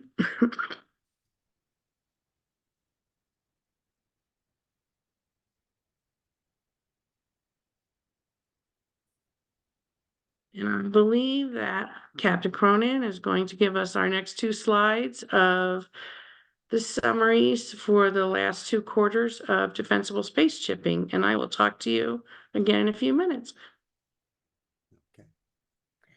Thank you. Good to see you again. Our year continues with brush chipping. And as we presented at the first half of the year, we continue to grow. Joining us on Zoom is our Fire Safe Council partners. Barbara Gonzalez is the program coordinator, and Zaid Ortiz is our project manager. Zaid is doing more of our evacuation routes and is transitioning from brush chipping, and Barbara is jumping in with that. They're both relatively new, so I'll be presenting the data for you now, and you can look forward to their report in next 6 months. Again, a busy chart, but we can see as we're comparing the same time period from 2022 to 2023, the trends within the program. It continues to grow. Again, our usership or our number of customers, that grew by over 26%. The amount of brush being chipped is more than doubled, 138% increase in volume per customer. The average total cubic yards. The average per customer has also gone up by almost 90%. The cost per unit has gone down. That's, bulk purchasing. Our overall cost has gone up by 66%. That's not too bad considering that our volume has gone way up. So we're achieving our goals. We're assisting our residents in our objective in reducing some of the fuel load in our community, and they're helping out immensely. Okay. Thank you. One more slide, don't you? Yes, it's coming. It's popping up now. The trend that is really impressive that I like the most, there's a little bit of 2021 timeframe in there. We started using Fire Aside in August of 2021, so that's where we started capturing the data.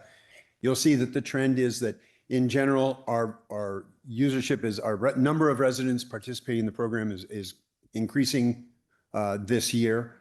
We had those big storms last year, a lot of awareness, and it continues, and we continue to enjoy high usership. The flow of that curve is very consistent. We are seeing that we get an increase in participation in late spring. It slows down during the summer as people are traveling. It picks up in the fall, and then usually it kind of just, it gets a little slower in the wetter months. So I like those numbers. They show that it's the great program that we like, and it's being utilized even more. Mm-hmm. Okay. And now I will turn it over to. Hello, good. Actually, this part of it's still, this baton comes back to me. We're still on brush chipping. Sorry, Harmon. Go for it. With all those great numbers, we took the opportunity to revisit how we were managing the brush chipping. And this is your historical context of from when the program originally started back in 97, was single vendor, managed on paper. It was only rolled out to half the district. And this is your evolution through today. And like Ryan has mentioned, we started using the Fireside software in August of 2021. So that really gave us the data we needed to be able to continue with the analysis you're going to see on the next few slides. So the next slide, Corey.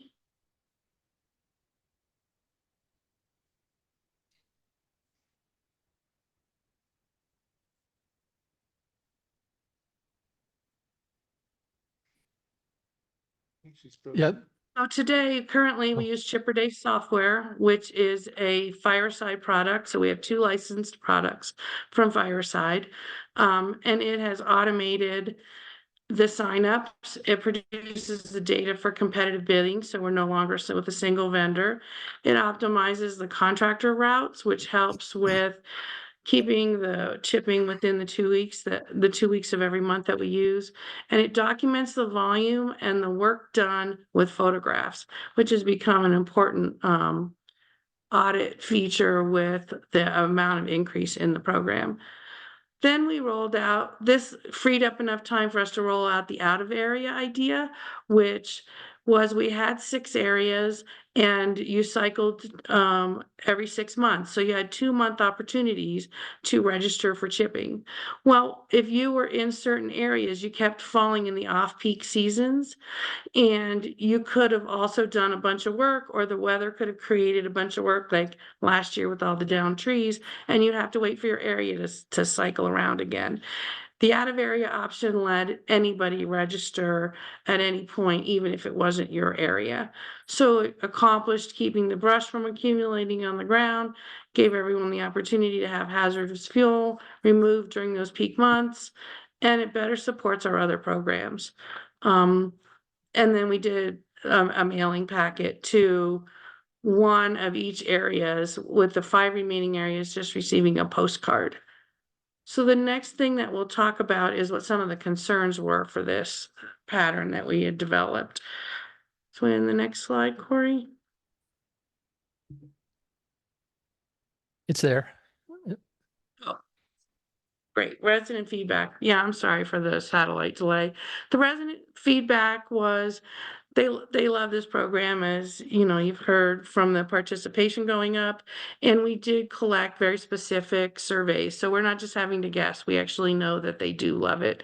The outstanding concerns that were not addressed were, some people still don't realize the out of area options. We've especially discovered this on our door knocking when the evacuation routes. So they leave their piles for a month or 2.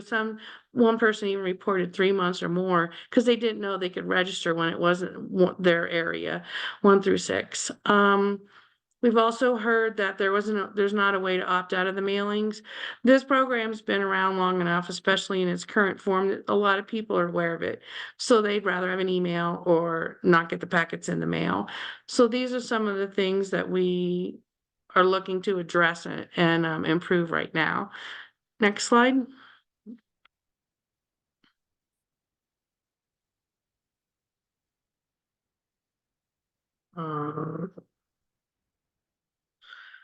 We also reviewed the defensible space brush tipping team observations. As you can imagine, so many people have touched this through the years. We talked to Sarah Hendricks, who has a lot of institutional knowledge.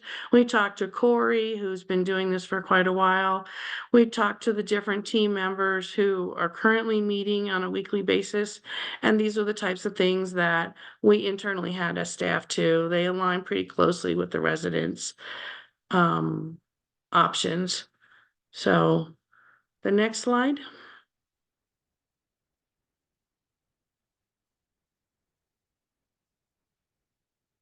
So our proposed improvements are eliminating the use of areas completely. We're already doing this in practice with the out of area registrations. And so now, just to not make it confusing, we'll just take away that cyclic 1 through 6 areas. Anybody in the district can register at any time for having their piles removed. We do have a group of residents, about 350 residents, who use the paper every month or annually instead of the electronic registrations. We'll continue to mail those packets to our paper residents, and we'll mail reminder postcards every other month now. It'll help cut down on the paper and answer that green concern. And we'll also create an electronic mailing list through our MailChimp options where they can opt into email only. So these are a mock-up of the new postcards that reduce the areas, remind you when you have to register by, and you always have the option down in the lower left there if you need a paper packet or you want to call in and go paperless. So we'll make sure and have a safety net for the folks that don't register online for the variety of reasons of everything from don't have a computer to don't want to deal with it, that type of thing. So the next slide. So this becomes our final conclusion. Yes, we can.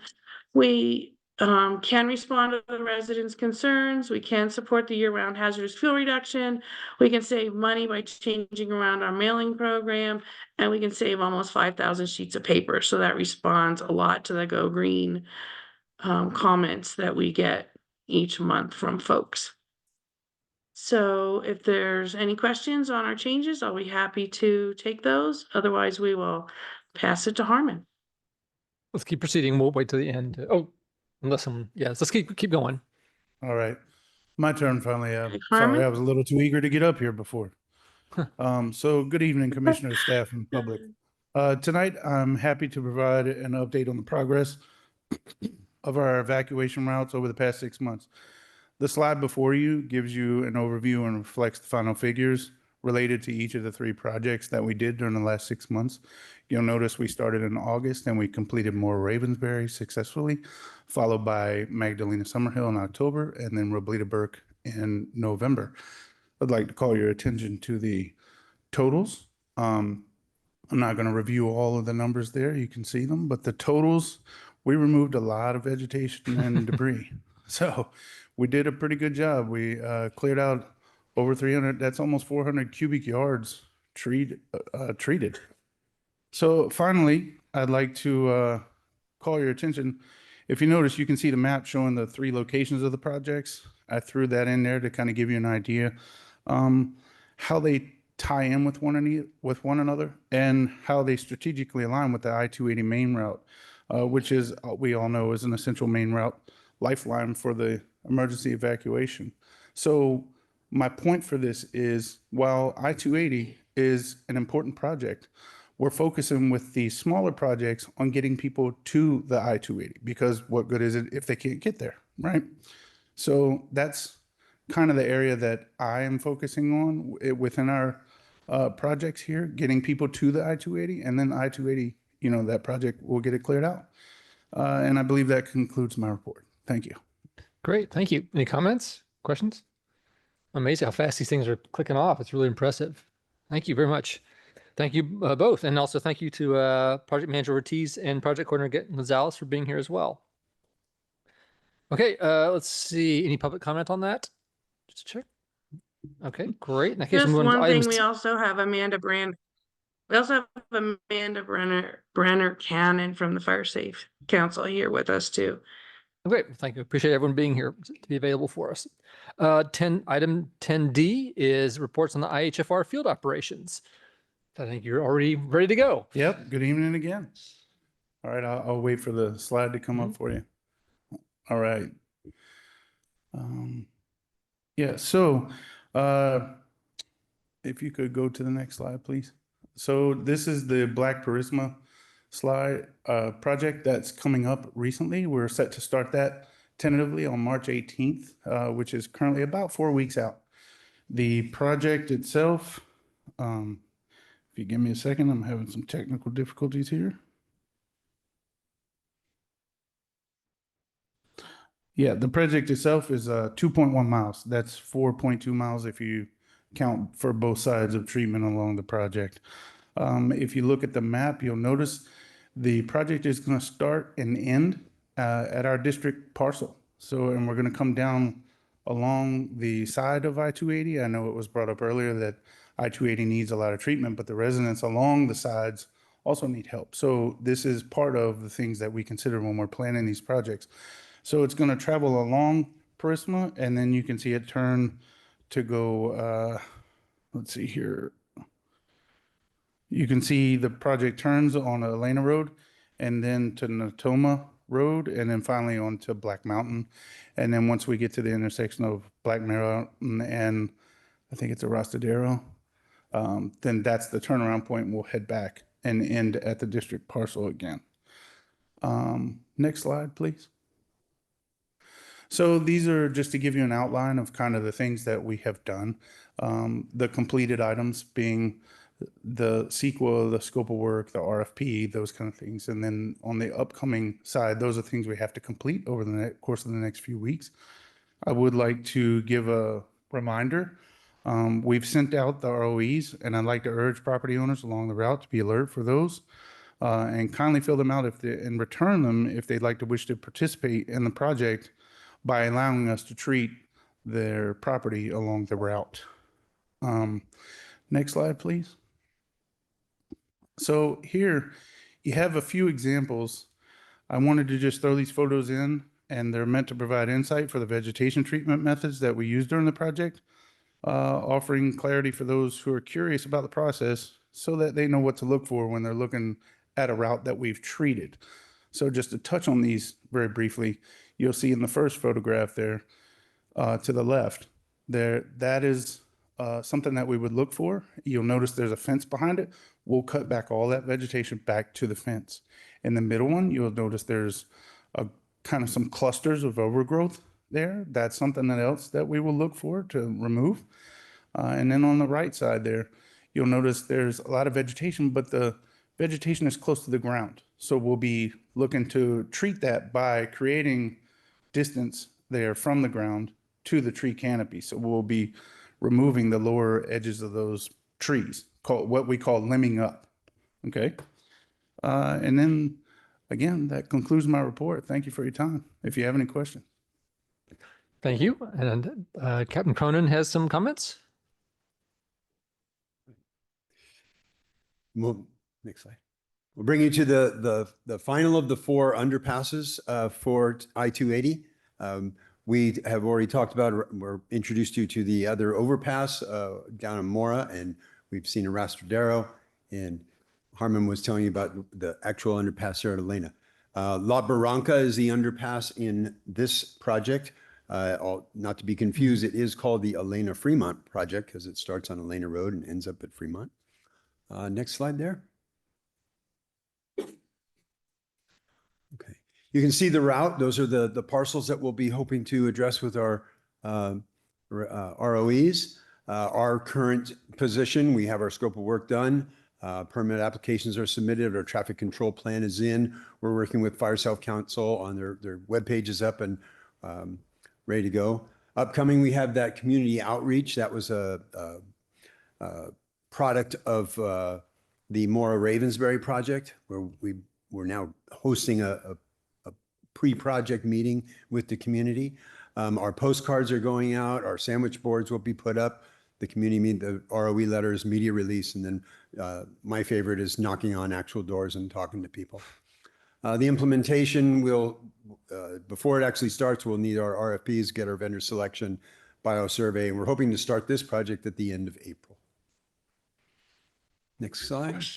Question? Yeah, question. Yes, question. That looks like Gardner Bullis that I see with that big square. If you could back it up there, and there's a ton of eucalyptus at the rear side of that lot, and I'm hoping we get participation of the school district in allowing us to get in there. Our reach is only so far, and so, however, why we can only go this far, if they want to bring it to us, we can take care of it. So they are a partner that we're working with closely because it is a school and we need to interface with their bell schedule and things like that. So thank you for bringing that up. We'll have discussions with them to see if we can partner a little closer. Okay, and even though it's not strictly speaking an evacuation route, there are pathways that connect to the back side of that, and so you could see it as a semi, not a roadway evacuation, but another way for people to escape from that area. So I'd be glad to help you contact the school district. Okay, we'll investigate that. As we get into you know, the evacuation route on a roadway, we have a certain amount of easements, and with an ROE, we can do a Right. certain amount of reach. Yeah. This dovetails nicely with our emergency fire access roads, where it is an easement on private property. The trails, the pathways within the town typically are an easement. Yeah. And so we're making great progress with that. And so hopefully we'll see some opportunities. So I will contact you. Thank you. Okay. And again, partnering with people, if they have something that they can bring to us, we can help out with that a lot. Right. Speaking of Gardner Bullis, you'll see them front and center here. So here's some of the things that I went and checked out, walked the project and photographed our opportunities. As Harmon suggested, we're talking about both sides of the roadway. So if we do that, it's 5.47 miles of shoulder to be treated.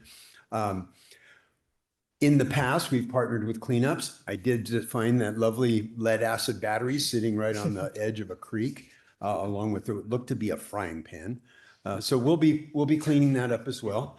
Other opportunities, that's one of the 280 underpasses there. Unfortunately, all four corners, north, west, south, east, et cetera, look similar to that. And what a great opportunity for fire transmission. So we will be addressing that. And there's a number of fire hydrants along that route, and they kind of look like that. Difficult to get to, certainly can get to it, but when we're done, it'll be easy to get to and easy to find. So those are some of our targets. As we've discussed, we have reached out to Gardner Bullis. We have their bell schedule. We're in conversations with the principal, and we'll try not to disrupt as little as we can the ins and outs. Because as we come by with our big trucks and chipping away, we don't need kids running around. So we'll move our schedule as appropriate. And now we have greater opportunities there. So we'll hunt those down as well. Okay. And that is the end of my presentation. Any other? Excellent. Thank you. Any other questions? Any public comments online? Nope. No, not Thank seeing you any. all. Appreciate that. Moving on to item 11, personnel. And we're all familiar here that there's some, we legally need to read these personnel updates and vote for them. So we know how this goes. So we will be moving this to General Manager Logan to guide us through this.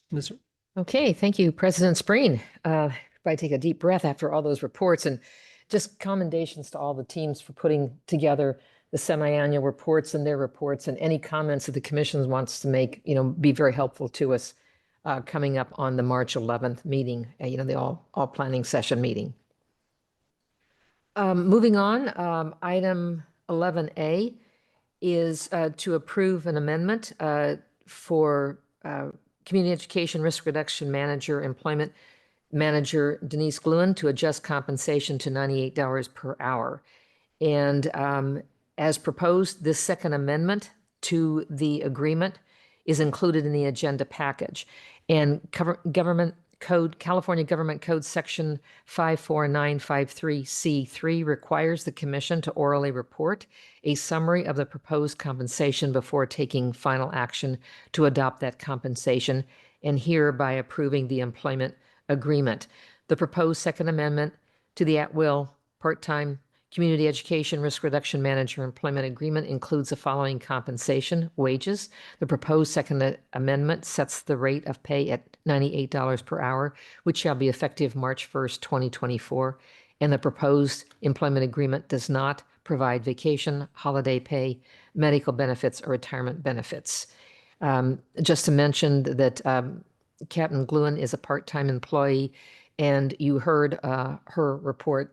She singly runs that service area management area with the assistance of other staff and consultants. So I recommend approval of the action, and thank you. Thank you, General Manager Logan. Unless there are any questions, I would entertain a motion. So moved. Danke. And Sherlock seconds. Great, thank you. Let's see, any discussion? Seeing none. Any public comment? Seeing none, let's vote. Okay. President Spreen. Big yes. Vice President Sherlock. Yes. Commissioner Basiji. Yes. Commissioner McDonald. Yes. Commissioner Tonka. Yes. Commissioner Tyson. Yes. Commissioner Warren. Yes. All right, the motion passes 7-0. Thank you very much. Moving on to item 11B. Yes, thank you, President Spreen. Item 11B is the proposed second amendment to the Project Specialist Employment Agreement, which is included in the agenda packet. California Government Code Section 54953C3 requires the Commission to orally report a summary of the proposed compensation before taking final action to adopt that compensation, hereby approving the employment agreement. The proposed second agreement extends the term of the at-will part-time temporary project specialist employment agreement to February 28, 2025, and adjusts the total not to exceed compensation to $16,000 with no additional changes to compensation or benefits. And I recommend approval. Thank you. Thank you very much. Unless there are any questions, I would entertain another motion. Tyson moves approval of item 11B. Pasigi second. Thank you very much. Any discussion? Any public comments? None. Let's take a vote. President Spreen, Yes. Vice President Sherlock, Yes. Commissioner Basigi, Yes. Commissioner McDonald, Yes. Commissioner Tonka, Yes. Commissioner Tyson, Yes. Commissioner Warren. Yes. Motion passes 7-0. Thank you all. Moving on to item 11C. Back to General Manager Logan. Yes, thank you, President Spreen. This is one of the positions that is vacant right now in the district. And 11C is the proposed Community Outreach Events Coordinator Employment Agreement and position description, which are included in the agenda packet. California Government Code Section 54953C3 requires the Commission to orally report a summary of the proposed compensation before taking final action to adopt that compensation, hereby approving the employment agreement. The proposed, and this is an at-will, part-time, temporary Community Outreach Events Coordinator Employment Agreement, will be effective February 20th, 2024, and includes the following compensation. Wages, the proposed agreement sets the rate of pay at $55 per hour, up to 80 hours per month. And benefits, under this proposed agreement, the position will receive certain benefits, including sick leave of 24 hours per year, as provided upon completion of 120 calendar days of employment per state law. Sick leave can be accrued up to a maximum of 48 hours with no cash out of sick leave on termination. A vehicle stipend of $150 per month, uniform and boot allowance up to a maximum of $1,000, and reimbursement for maintenance and cleaning of uniform and boots up to $500 per year. The proposed employment agreement does not provide vacation, holiday pay, medical benefits, or retirement benefits. The district provides laptop and supportive equipment necessary for performance of duties, and I recommend approval. Thank you. Thank you, General Manager. And as a reminder, Amita is actually one of the volunteers we have honored last month. And anyone who knows her knows this is quite a great addition to our, even as a temporary status, to our staff. So unless there are any questions, I would entertain a motion. I have the privilege of having worked with Amita for a very long time, and I enthusiastically support this. And I move that we approve it. Thank you. The motion, and Warren seconds. thank you so much. Any discussion? Any public comments? There's none. Let's vote. Okay, President Spreen, Absolutely, yes. Vice President Sherlock, Commissioner Basigi, Yes. Commissioner McDonald, Yes. Commissioner Tonka, Yes. Commissioner Tyson, Yes. Commissioner Warren. Yes. Right, and the motion passes 7-0. Thank you. And moving on to the last one in this section, 11D. Yes, thank you, President Spreen. Last month when we were here, we talked about a benefit that we would like to add to our benefit package. And the first one is with Concern, which is an employee assistance program provider. And we can add this service in an amount not to exceed $5,000 per year. That would be effective March 1st, 24 through February 28th of 25. And I'd like to introduce Marcy Scott, our strategic plan consultant, who has worked very hard with County Council and with the county in bringing this to fruition. So Marcy, I'll turn it over to you and have you say a few words. Thank you. Great. Thank you, General Manager Logan. Good evening, commissioners. And yes, this This program is in support of strategic goal number 4, which is sustainability, and supports staffing, retention, and well-being of our employees. And so we recommend this action tonight, that the commission authorize the commission president to sign this agreement under the terms described by the general manager. And I'm happy to answer any questions you may have about the program. Do you have any questions specifically? Seeing none here, I see a lot of support for it. I suspect a lot of support for it. Unless there are any questions, I would entertain a motion. And a second. I move you. Donald moves and Tyson seconds. oh, I think Tyson got in there. Thanks to the voice. Tyson got in there as a second. Any discussion? Any public comments? Yes, we have one comment from Alan Epstein. Thank you. Thank you. It's just unclear to me, is the program cost $5,000 per employee, $5,000 in total? And is that the total cost, or are there additional costs if anyone needs to use the program? If there is, has there been an estimate of the total estimated cost? Thank you so much. Thank you for the question. Marcy? Yes, I'm happy to respond. Thank you. The total cost for a 1-year period is $5,000, up to a maximum of 24 employees who might participate, plus their dependents. And if there were a situation where there was a long-term engagement in these services, if the employee surpassed the limit to number of visits, then we would help coordinate with their medical insurance plan to then kick it over to medical insurance. But to give you the short answer, $5,000 is the maximum expenditure for this agreement. Excellent. Thank you. Appreciate the detailed answer. Any other public comments? None. Thank you. Unless there are any comments, I'll entertain them. Oh, Oh, so we did. I'm We've sorry, already got that. ready to Yeah, vote? we're ready to vote. President Spreen, Yes. Vice President Sherlock, Yes. Commissioner Basigi, Yes. Commissioner McDonald, Yes. Commissioner Tonka, Yes. Commissioner Tyson, Yes. Commissioner Warren. Yes. All right, and the motion passes 7-0. Thank you. Moving on to item 12. This is a district clerk report. District Clerk Vargas. Yeah, so I get to be the Mhm. bad guy that speaks last while you're all like half asleep. But I need to talk today about a reminder to the full commission and certain staff members about filing your Form 700 Statement of Economic Interests. So every elected official and public employee who makes or influences governmental decisions is required to submit the Form 700. Form 700 provides transparency and ensures that there is no conflict of interest. So the annual filing is mandatory, and all the commission and staff that are required to file, they should have received a reminder email.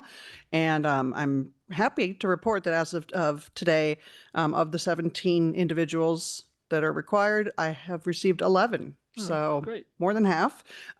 These are due April 2nd. So to those who got it in early, I appreciate it. But next month, I might be a little bit sterner in my reminder. So I'd love to see all 17 completed before then. But April 2nd is your deadline. And again, it is mandatory. No cookies next month. if you don't get them in. Withholding of cookies. Thank you so much. Any question or discussions on that? I wouldn't expect it. Okay. Any public comment on this item? Not seeing any. Thank you. Moving on to item 13, commission member reports. This is an opportunity for commissioners to provide reports or any future agenda topics. Any comments from the commission or any? Seeing none, not unusual. We'll move on to item 13B. Our next regular commission meeting, March 19th, 2024, in person and hybrid, to be held in the same location at 26379 Fremont Road, Los Altos Hills, in the Los Altos Hills Town Hall Council Chambers. Let's see. Any additional comments on that? No attendance issues that we know of. In that, okay, we will be down one next month. In that case, any public comment on that? Just making sure. We'll move on to item 14, which is adjournment. This concludes the February 20, 2024 regular meeting of the Los Altos Hills County Fire District. The meeting is adjourned at 9:41 p.m. Emergency Services Manager Beebe, please stop the recording.